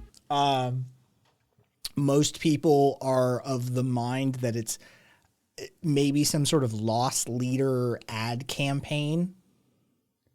That it's this sort of viral marketing loss leader of some sort. That it's like, yeah, they've calculated a certain amount and most people don't access it, and they listen to the mainstream media say don't run the script and that sort of thing. So maybe the numbers of like what is actually being spent here isn't as high as like some of us think it is, because people are bandying numbers around wildly, just speculatively, that, this could be tens, hundreds of millions of credits. It's like, realistically, this could be hundreds of thousands. We don't know how many people are actually running this when these drops happen. So it's sort of a balance of just speculative talk about what is it, and also what people are spending their credits on. A lot of them in the net, given that they're in the net, are spending it on skins, swag, avatar stuff, that sort of thing.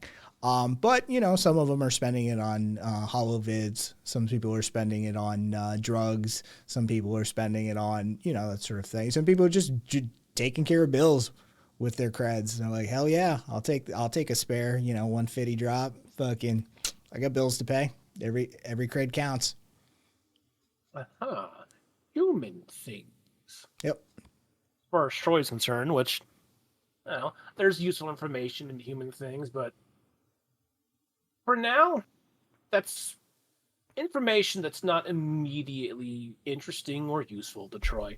Okay. Something to potentially keep on the back burner, maybe for the next drop, but I think satisfied with that, and having gotten his little shiny moment, Troy logs off the net, and Troy's body just kind of flicks a little bit and turns around and says, Patty's anyway, gone. damn. I mean, yeah, all right. Anyway, you were saying, Okay. she's So the car pulls up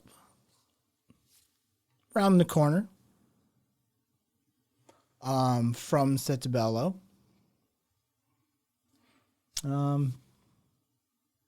What do we do?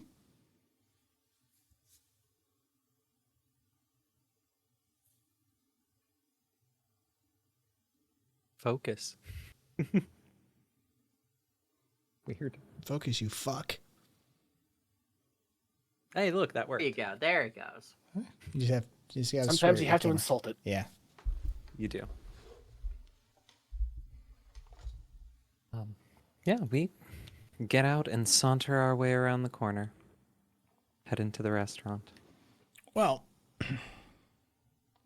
as you approach the restaurant,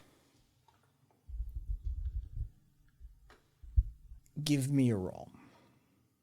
God damn it, is this thing like on fire right now? Is it getting attacked by the robotic revolutionists at this very moment? -1 again. Okay. 0 on the die. Can I mess with mine at all? I can check your stats list really quickly. Karen, what do you have? What do you got? -1? Yeah. I mean, I can tell you, if you drop a fate point, you could, Just give it a +2. Karen, an invocation of the high concept would work. I'm only helping in this instance because I haven't revealed what the role is for. I'm not making you tell me what aspect you're invoking. I'm like, your high concept would work for this. Okay.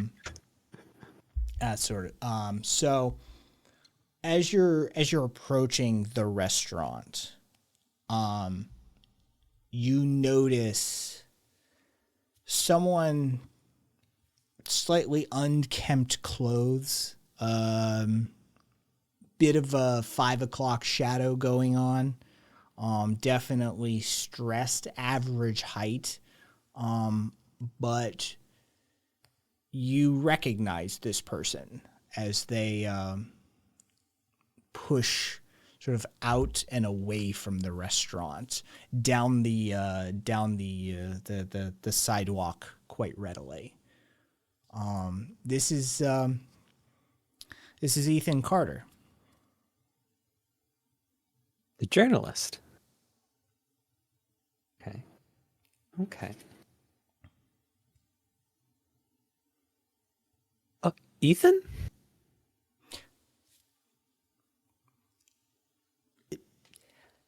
He grabs you by the arm and like turns you around and starts walking you the other direction. We can't talk in front of the restaurant. Krill just does one of those like, I Karen get a drink. nods and follows. Okay, what is Krill doing? Just gonna go to the bar inside the restaurant. Okay. Then the camera follows Karen and Ethan very sort of hushed excitedly with his like arm now around yours as he like sort of pulls you further down the street, sort of walking at a pointed pace. And he goes, I told you I was working on a story. Look, cards on the table. You're like some sort of crook, right? Some sort. Cool. All right. I need somebody who can help me with this story I'm working on. I have stumbled into something that I don't know. I don't know how far or high or wide. I don't know yet. I do know that I have stumbled into something that I need some assistance with, and I could use somebody who is good at smoozing people and isn't my face. And you are not my face. Correct. So I know it's short notice, and I know I'm not making any sense right now. But would you come with me to the waterfront?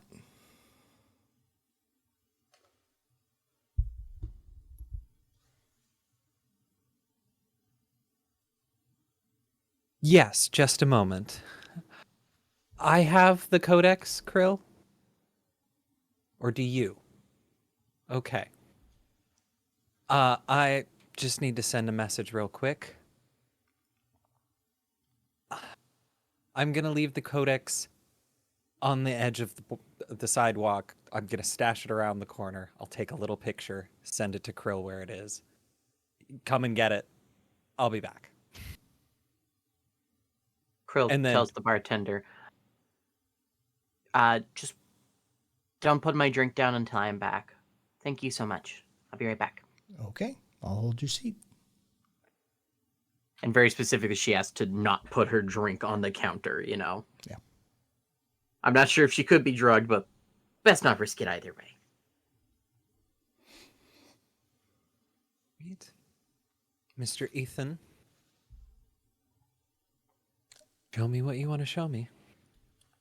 And with that, the camera following Karen and Ethan as he ducks down a side alleyway with Karen in tow fades to black.